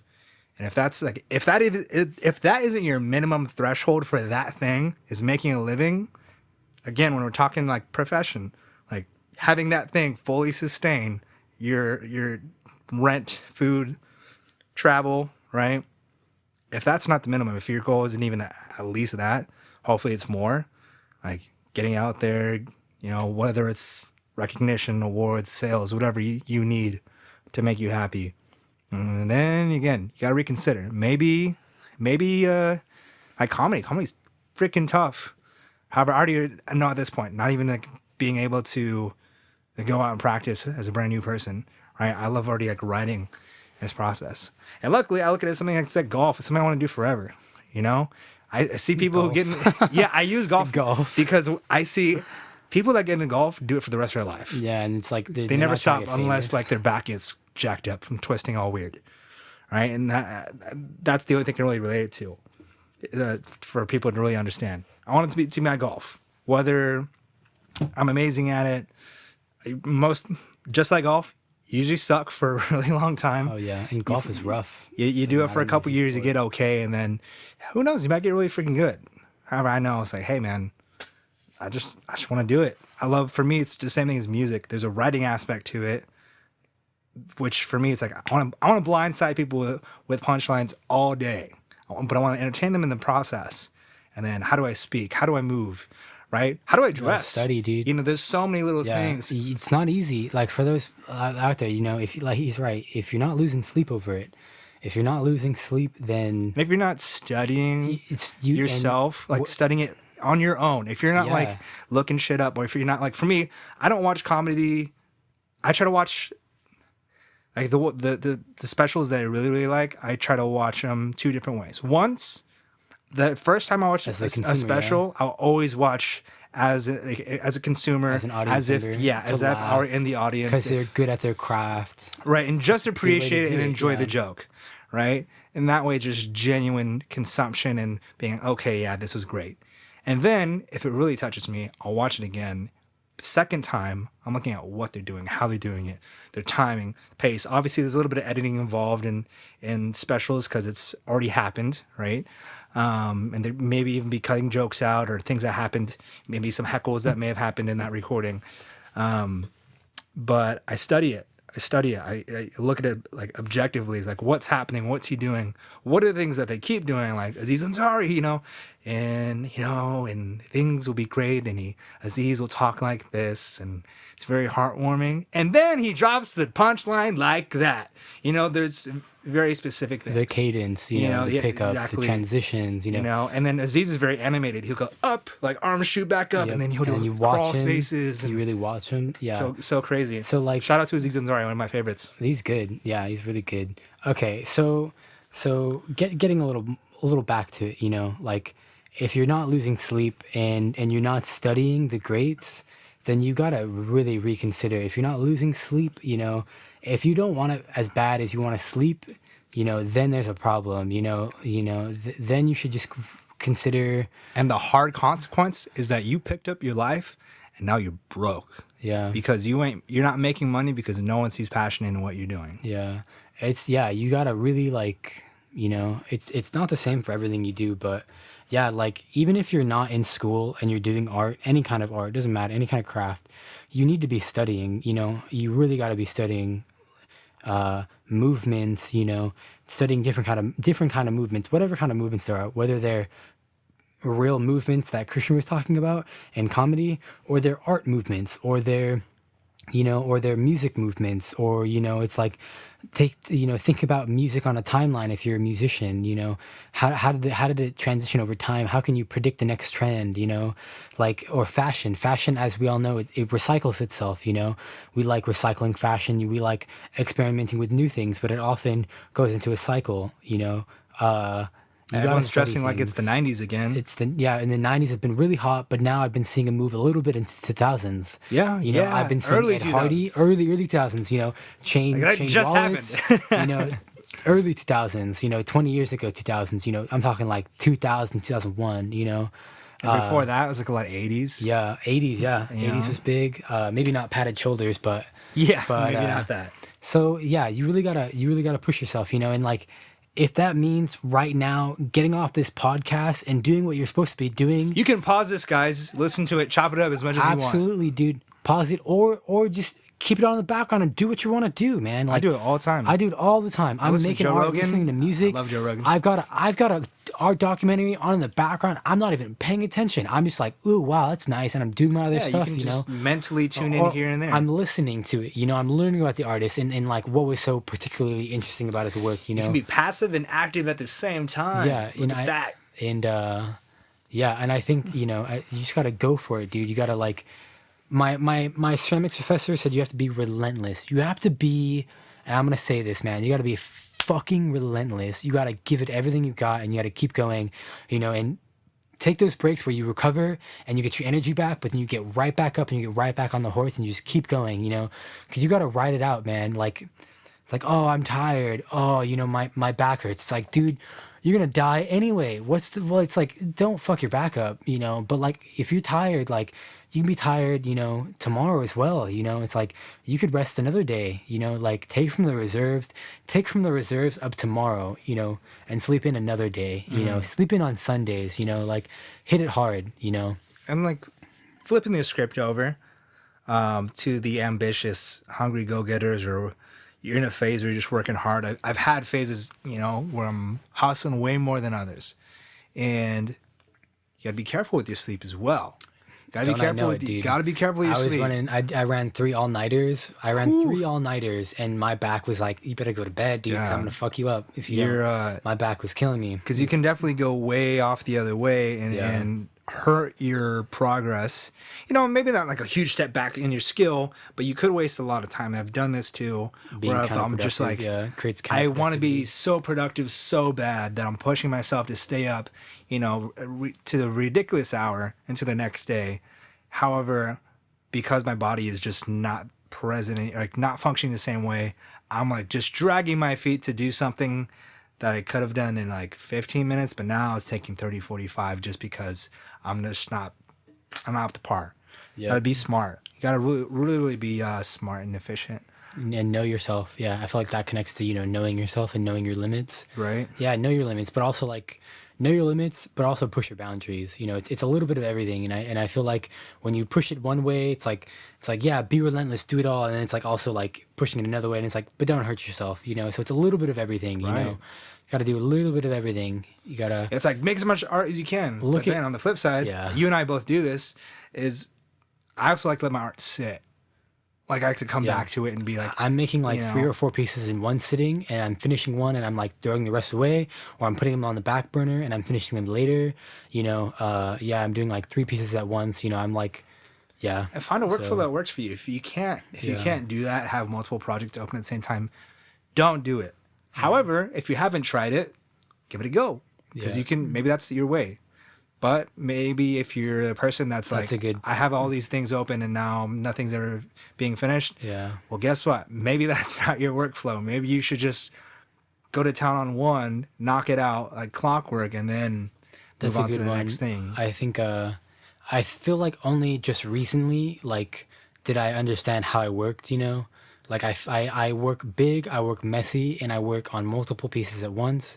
And that's just how it is, you know. It's big, it's messy, a bit worrisome when you're in a tiny apartment, and going back to the I don't have money, like I don't have space. It's like, dude, you have space. You have enough. I'm sharing a tiny bedroom apartment, tiny room apartment, and I'm working in the kitchen and the living room. You know, I'm like making it work, putting down newspaper on the floor so I don't get the carpet messed up. You know, it's like the things you got to do to, you know, be successful. I mean, like, going back to Van Gogh, he's one of the greats, obviously, but he worked in like a 1-bedroom studio, and like, you know, he just had his easel set up in one area, and that was it. You know, one small area he worked, and you know, he made a painting a day at least, you know, every day for the rest of his life, you know.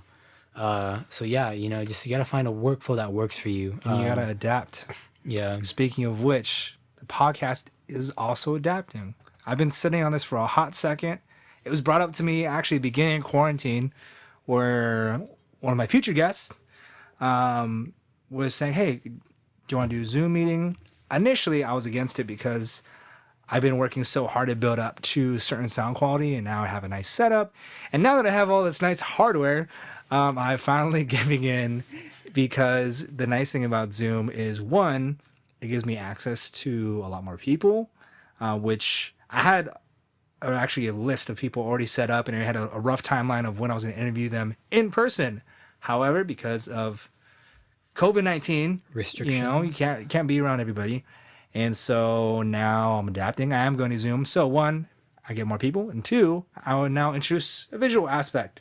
Not probably won't be up to par to what I initially envisioned, but my thinking is something is better than nothing. Again, find a way to create and get out there. Also, yeah, that was an announcement, guys. Hopefully you will enjoy the Zoom version of this. I will still have an audio only, but then I have the audio and visual up on YouTube, get it out on TikTok, Instagram, all that good stuff. But yeah, guys, got to find a way. You just got to find a way to make it happen and be efficient with it. Now I hit two birds, one stone. I get audio and visual, making a compromise, right? But I don't have the means to have a full-on studio just for my podcast and have a producer and maybe even camera crew. I'm not even familiar with exactly everything I need and the crew I might need to get out there, but I'm making it work. And Zoom is relatively cheap from what I understand on a monthly basis. So I'm making it happen. And you know what can make it happen even more easily is if you guys donated a measly little 99 cents per month, sir. Only 9 cents to $4.99. You know what 99 cents can get you? They can get you like a couple of those little tiny candies you get at the store. You know, get a handful of almonds. Yeah, a handful of almonds. Maybe they're pretty expensive these days. I think you could probably get like 6, maybe 7 almonds.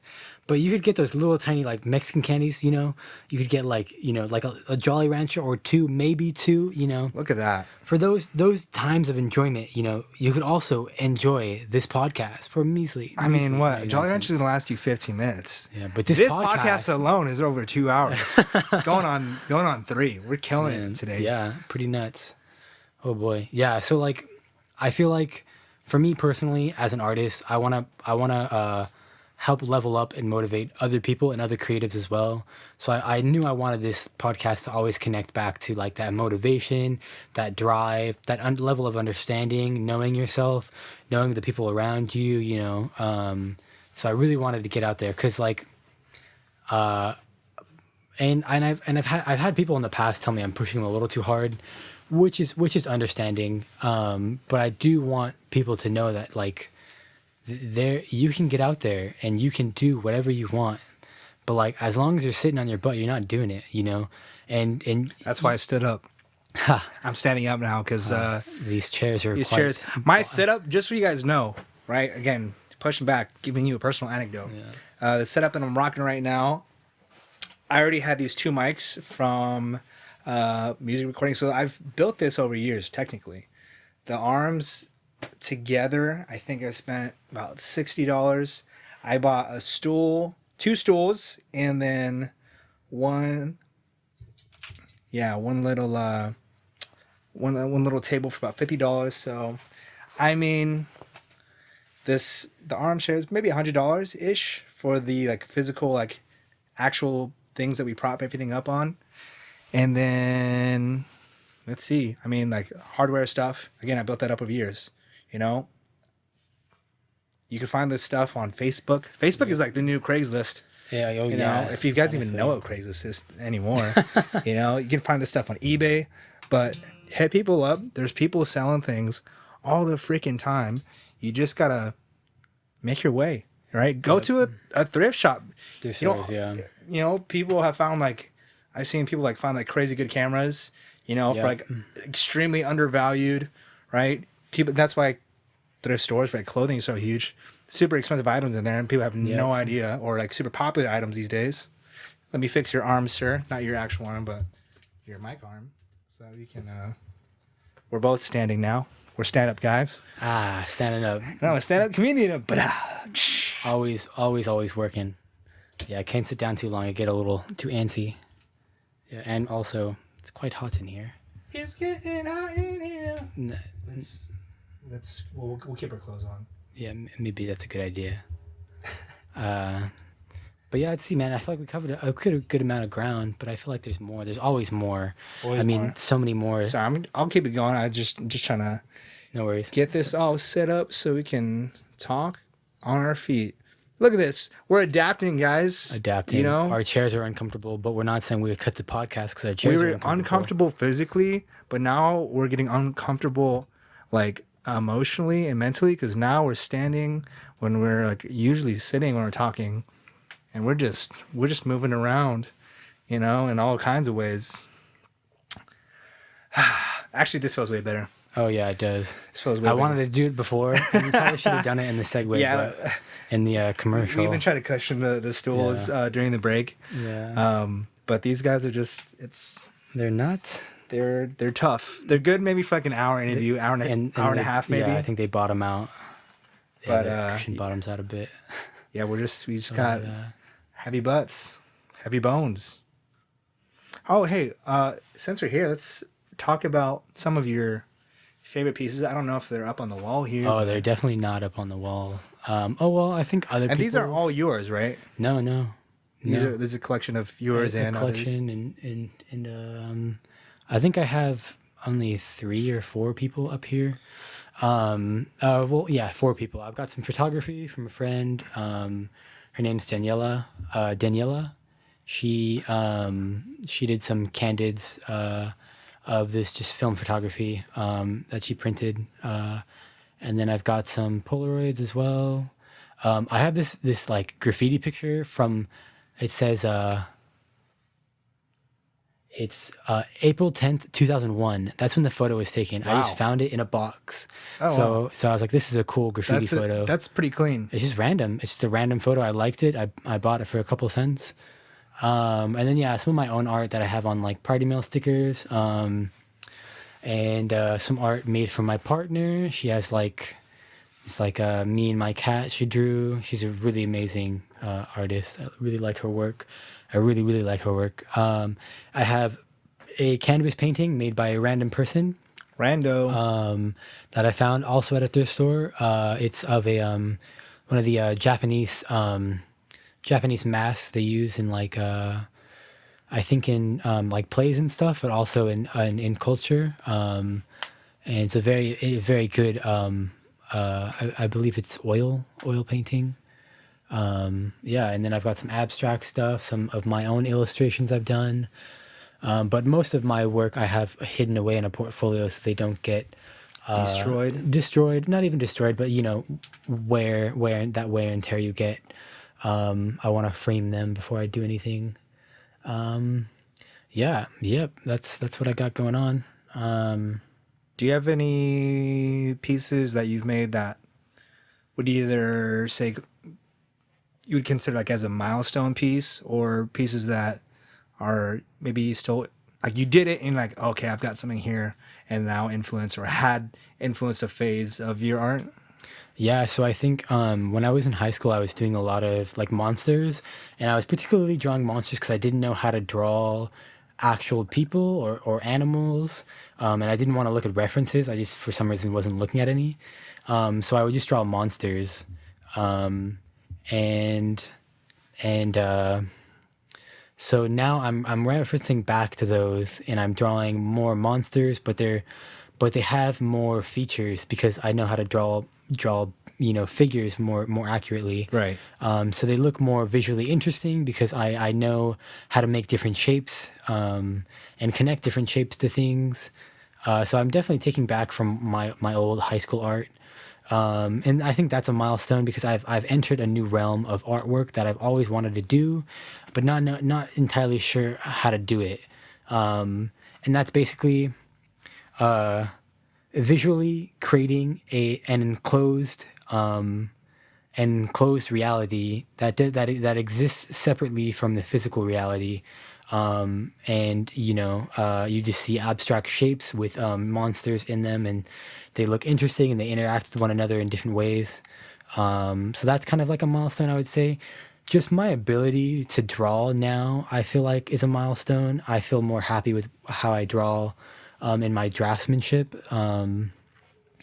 I think that's a good one. Transitioning from my sketchbook into bigger artworks.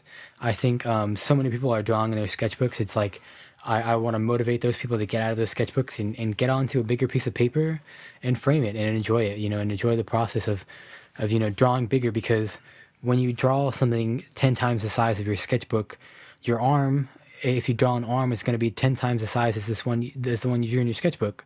So you got to figure out how to, do the ratios better. And I think it's a totally different process. It's a totally different process, and it's a milestone that I've grown with. And I think it's something that some of my not my friends, but my peers are struggling with. In school, they're not doing that. They're drawing really small stuff in sketchbooks, and they're having a hard time translating it. And by moving into bigger works, it's become a lot easier for me to do those things. And speaking on a business standpoint, big is typically lucrative. Big sells more. Big is bigger on the dollar. Like going back to shout out to Derek Giza and his work as disorganized depictions. He's doing murals, and those are not cheap, man. I mean, the supplies alone, it's costly, and then the actual time, murals, because it's such a large scale of work compared to something that could fit in a book, right? That's a lot of time. I mean, for a mural alone, depending on the size, like right off the bat, if you're doing a wall, you're looking at for a mural, you're looking at $300 in paint alone, just in paint alone. Plus the supplies you got to think about for getting up there, like ladders, scaffolding if you need it, and you can cut down the price on that, but that again is also more costly. But yeah, it's sort of like what I got going on around here. And so what else you got going on? That's pretty much what I got going on here. Yeah, man. They were talking about his wall here. Dude. Let's talk about your cheetah. I love that thing. I think it's a cool little character you got going on. Yeah. Why did you decide, or how did you come up with the idea to go after that? If you guys remember in the podcast earlier, I talked about the cheetah that I drew, and sort of why I drew it, sort of like what fate means to me. But I really wanted to draw them for people to hang, particularly people who are of high power. I wanted them to hang it up in their workspace, or maybe in their home office, just really for them to feel like that's their spirit animal. I really drew it for people identifying with it as a spirit animal, and that's kind of like why I did it. They're very visually interesting, and maybe I don't know if you do like a Facebook post, but I'm sure I could include a photo of I can do something. I'm not sure. I don't know what they call it, slides or stacks on Instagram, and so that way when I post you, I can post a couple of your pieces as well if you like. Yeah, more understanding of sort of what's. And then for you guys listening, you can just go back to that post. It'll be pretty recent if you're listening as soon as this gets released. So you can just go back to the post with Andrew, and then you'll see the work that we're talking about as well. And then I think hopefully, later down the line, maybe after this school year, since I'm getting ready to start school again, after this school year, I'll have my website all officially finished and all set up. So I do have works up there. Websites are a process. Man, yeah, I thought I could get it done in one summer, but after me wanting to do everything I wanted to do this summer, traveling, drawing, school, I had summer school. I could not do it all. So I would say the photography project and the website project sort of are put on the back burner. Well, the nice thing with a website is that you can always go back to it. Yeah. It can always be a work in progress. And people are, I think at this point, are so used to seeing disclaimers like, hey, under construction or coming soon. So if for some reason you feel like you really need to have a site up, then you can always throw it up and then add to it later. Yeah. It's a working piece. Definitely, yeah. And it's definitely just a free domain right now as it sits, so no one's really going to look at it, and it's not posted anywhere, so definitely getting no attraction. But once I get ready to put up my portfolio and some of the other works that I've done, there are so many things I want to do. It just baffles me that, I feel like I don't have enough time in my lifetime to do all the things I want to do. And I think with the website, it's going to really help. Shout out to Wix. Shout out to Wix. Wix, I can give you a real shout out if you know. If you want to holler at your boy. Yeah, at your boy. However, I'm not doing 99 cents for you folks. We're doing some real work here. So yeah, that's something I put on the back burner. But yeah, that's how I felt with doing. I did the cheetah. I never did a full drawing of like the lion, but that was sort of the idea with the lion. I did an awful, like god awful drawing of a gazelle. Oh yeah, That was the worst drawing I've ever done. I'm sorry, I plagued you with this gazelle business. Man. So oftentimes when I don't know what to draw, I ask people. Christian, your boy over here, had the hot idea of me drawing a gazelle, and for some god awful reason, I just could not do it. I could not. I definitely drew it accurately. Yet. I drew it accurately, but I could not capture what I wanted to capture, which is basically the elegance and the spirit of all these animals. And for the gazelle, it just did not go well. But at my like fifth or sixth try at drawing a moose, I think I actually accurately captured what I wanted to capture. So that was good. But yeah, I just go around, and that gazelle was just the worst. I mean, that was awful. Man, I cannot tell you enough how bad that was. So if you feel discouraged, just remember that I made if you feel discouraged to make art, just remember I made a god awful drawing of a gazelle. It was just awful. Well, for those artists that are listening, Hating on themselves, just don't forget everyone makes bad art. But for those that might relate and have done maybe some or work in the types of mediums that you work in, what were you struggling with when you were trying to get the gazelle done? And what were you not happy with? Yeah, I think a few times the color. I feel like my spirit itself doesn't. I feel like it's hard to explain, man. Dang. Maybe I didn't try hard enough. I've only drawn a few. But I feel like the color combo I was choosing didn't work, and that's a big no-no if the color combo doesn't work. And then also, I think this was like, if you think about it, this was like 4 months ago that I was doing this. So I already know as an artist I can draw better now, with 4 months of progress. But I wasn't drawing the right lines, and the lines that I was drawing made the animal feel too rigid. Gazelles don't feel rigid, they aren't rigid animals. They're very light on their feet, but they're also very quirky in a way, if you've ever seen a gazelle. So there's that.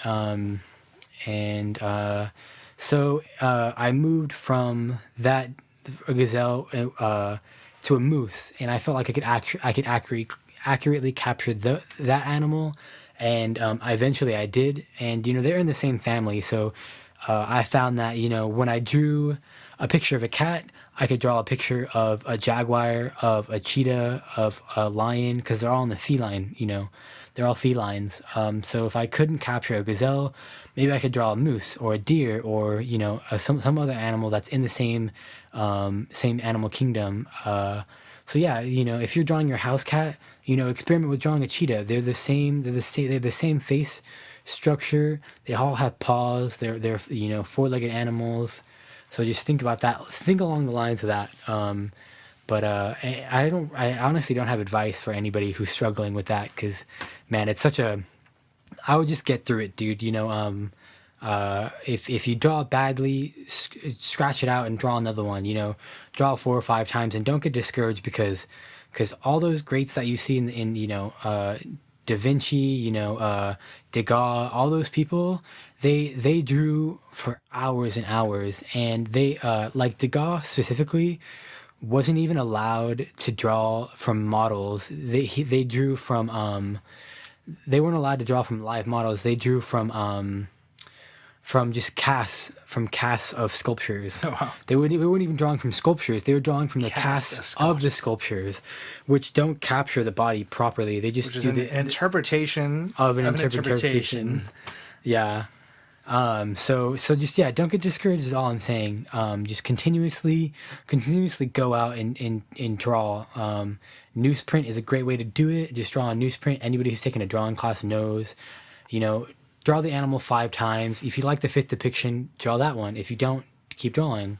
Repetition is key. Repetition, dude. Repetition is key. Repetition is key. If you guys don't get that little repetition is, I'm just kidding.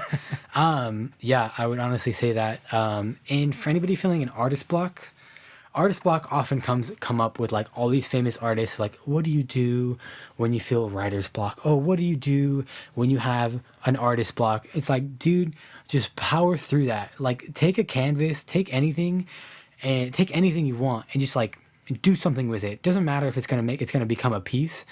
If half of the things you draw don't become official artworks anyway, then going through an artist block shouldn't feel like any discouragement. If you have no ideas going in your head, just like take one of your old drawings and just like crumple it, and then just like rip it up and like tape it back together, and then like, you know, maybe light it on fire and then stomp it out. Or, you know, maybe take a canvas, take it outside and just splatter paint on it, and then like get really involved in the process, and like, you know, and physically get involved with the painting, as opposed to capturing it, capturing what you want to capture physically. You know, emotionally get involved with the canvas. Don't necessarily try and accurately capture what you want to capture.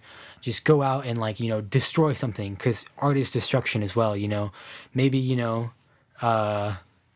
maybe just do crazy stupid things, like push your boundaries. Maybe if you're a visual artist and your medium is mixed media or painting, maybe do a sculpture.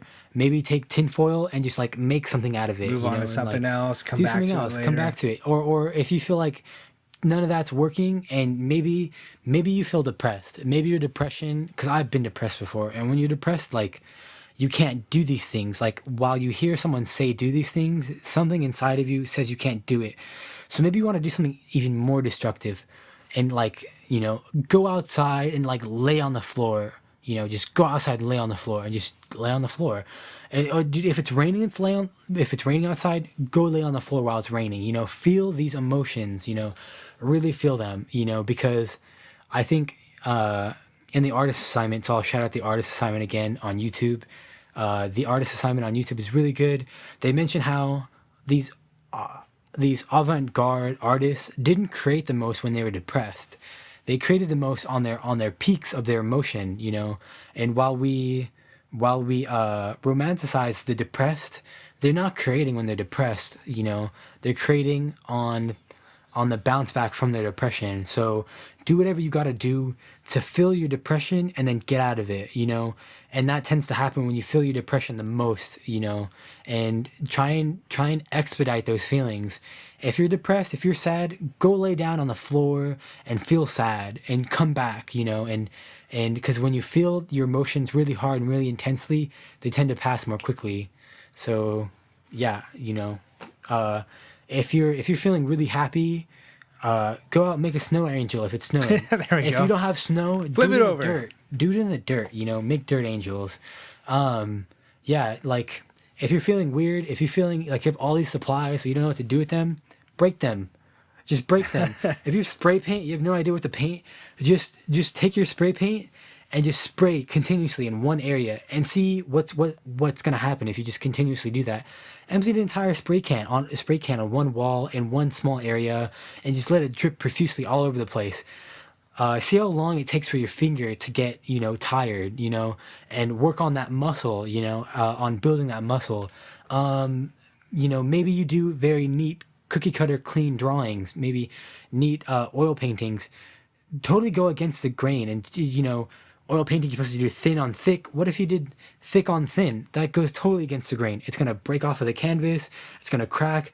But maybe that crack is going to create something interesting in a painting that otherwise wouldn't be interesting, because you are going through an artist block. You know, just pummel through them. You know, you got to do whatever you got to do.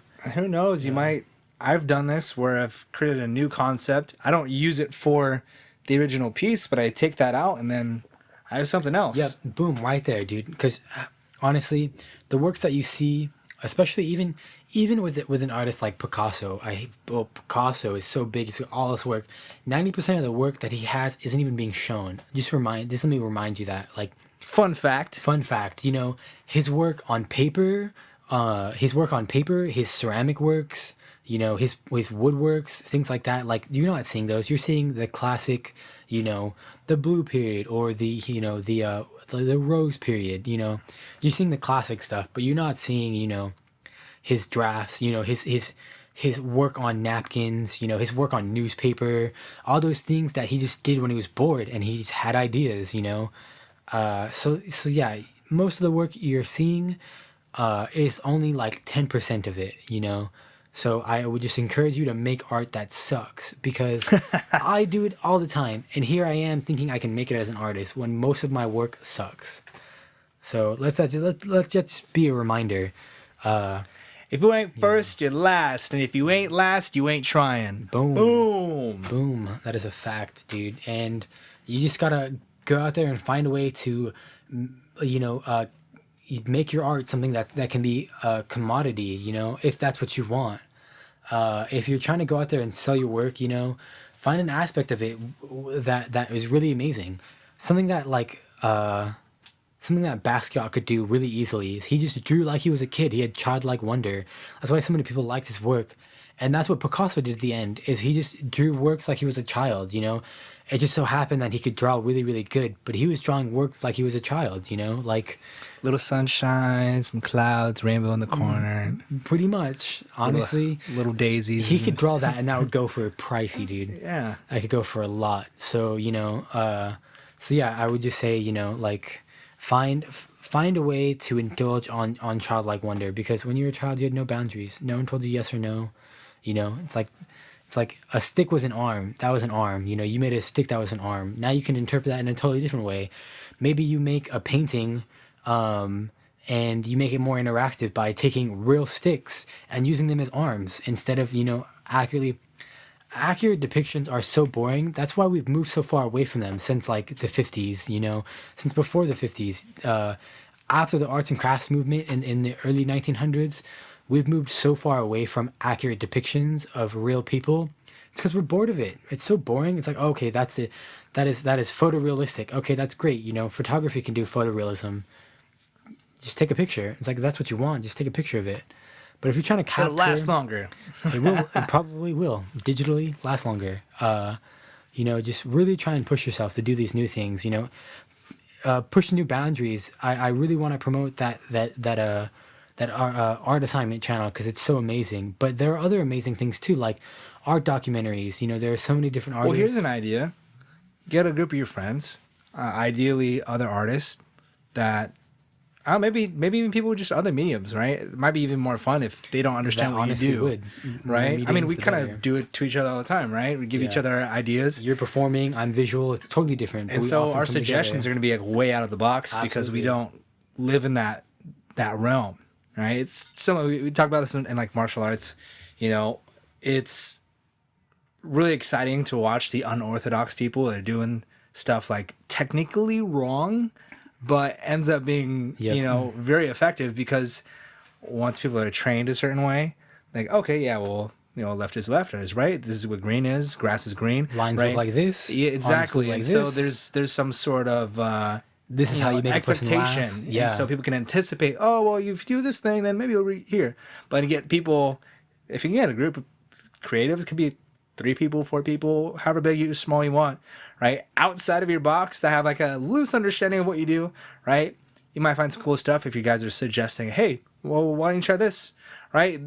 That could be the next, you know, big breakthrough for you, because, you know, you got a little network, right? Like I said, getting yourself out there. It doesn't always have to be you selling your art.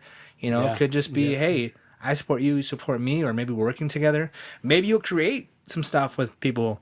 Technically, this is what we're doing right now. Yep. We have 2 very different artists that are coming together on this basically really new medium. Yeah, right? Podcast, absolutely. And like I'm still very new, even though this is like what I do somewhat regularly. You know, it's awesome. It's cool. And so I recommend go on Facebook, Instagram. I don't know about Instagram, but Facebook, there's a lot of like really organized groups, right? I'm even like in very specific like Asian creatives that do film or into photography, acting. Like, it gets down to that nitty gritty there. Facebook is free, guys. It's a free resource. Great way to network. You know, all you got to do, usually for those groups, is just answer a couple questions. Who are you? What do you do? Do you have any examples of your work? I don't even think they ask for that. They just basically just want to see why you want to join the group. And hey, you might make some friends. Yeah, I've seen a lot of people collaborate on there and make some really cool stuff. Yeah, social networking is really good. Networking in general is just really good. You know, you'll get your name connected to other people. Maybe that person knows of an event that's happening, you know, in a month from now that like they're taking admissions for. You know, Right. you've no idea. You know, the amount of things that are out there that you don't know about. I've gotten jobs off Facebook. Yeah. Just like, oh, hey, yeah, my friend, he knows a guy and he's been doing this. He's doing what you're doing or trying to do, right? He can help you out, can mentor you, and it's cool stuff I've been able to experience. And then I see them work with other people that they met on the internet, and it's wild, man. If you just ask, all you gotta do is ask. Yeah. Get out there. Yep. Yeah, I want to be a motivator. I want to be someone who motivates other people to get work done and like to do it how you want to do it. Push through anything you can. Gotta be a Shia LaBeouf. Yeah. Nike. Just do it. Do it. Do it. Yes, just do it. You know. Flex on them. Yeah. And just keep going, man. Like we're all gonna be dead someday, and no one's like one We're all day. on our way out. Whether you believe it or not, one day no one is gonna know Picasso's name because, like, just catastrophe happened, and you know, years down the line, you know, there might be like one drawing. It's like, oh, look at this shitty drawing of like a outline of a person. You know, it's like because they have no understanding about, you know, the clout that he had, or a bunch of lines and there's squares in them. Yeah, and it's like he decided to paint them yellow, red, and blue. Cubism. This looks ugly. Why would anybody do this? You know, it's like A one child day could do this. Absolutely. One day someone's gonna say that. So at the end of the day, one day no one is gonna know who I am. No one's gonna know who Christian is. No one's gonna know who you are. And people don't know who I am right now. It's So great. it's great. Yeah, that's how it is. So it shouldn't matter. It honestly shouldn't matter. Like, just go out, do what you want to do because you want to do it, you know. And like, and unfortunately, in this new capitalistic world, we got to sell it. So, you know, just do whatever you want, but you got to do it for yourself. You know, if you're not losing sleep over it, going back to what we said before. Yeah, man. If you're not losing sleep over it, well, Do you really want it? do you? You gotta ask yourself. Like, you gotta, and are you like, especially like, see a sports analogy, like, champions are training when everyone else isn't. You know, it's that person that wakes up at 4 a.m. to go for a run and then hit the gym, and then they go do their training with their coach and their team, right? And then they take a break, then they eat their you know, curated meals and get their supplements in, and then they go rest, recover, do whatever they need to do, hit their doctors up, right? They go see their PT, boom, back in the gym, back training with their team, right? Might even do some yoga, some stuff, you know, changing it up, cross training, right? For you athletes out there. And then the day's over. And what do? They force themselves to go to bed because they know if they don't get enough sleep, if they stay up, which your body might allow you to do, if you stay up, you know, it's gonna force you to get off on a whole other schedule. So that's an athlete schedule. You know, not all of us are athletes, but if that, you know, if sleep is one of the things you're missing, take your electronics and put them in another room and just focus on going to bed. You know. Like, Yeah, man. Yeah. Whatever it is, produce. Yeah. Did you produce today? Whatever you need to do to be the person you want to be, just go out and do it. You know, one step at a time. Yeah. I feel like that's enough motivation. I feel like we've motivated you guys enough. I think this is pretty good, man. this is pretty good. I think it's a nice little signing out point. I know you're not super on the interweb right now, but if you, we'll get what you can. Well, I'll expose you. You show your face. Like I said, we'll try and get some of the works on there too that we touched on in a nice little slideshow or a little group, depending on the platform. And yeah, hopefully you guys enjoyed this. I was glad. I mean, we talked about doing this for a while. It's awesome that we finally did it, and I think we just set a record for my podcast. Yeah, 4 hours. Come get me. 3 hours. 3 hours. It starts at 1 for some reason. For sure. But 3 hours, 10 minutes. 10 minutes. Come get me. All of his other guests. Come beat 3 hours and 10 minutes. Come get this. With quality content. Come get this. Alrighty, guys. Thank you so much for tuning in. Outro starts in 3, 2, 1. All right, guys. I hope you enjoyed that, and I hope that inspired and motivated you to go out and create. And if not create, then do something productive. I had a lot of fun doing this interview. And I mean, I call them interviews, but really the goal is for just to hang out and just dive in. And yes, I'm asking questions, but I hope that you guys feel like that you're a part of the conversation and that I'm covering things that you guys actually want to know about. Please give me some feedback.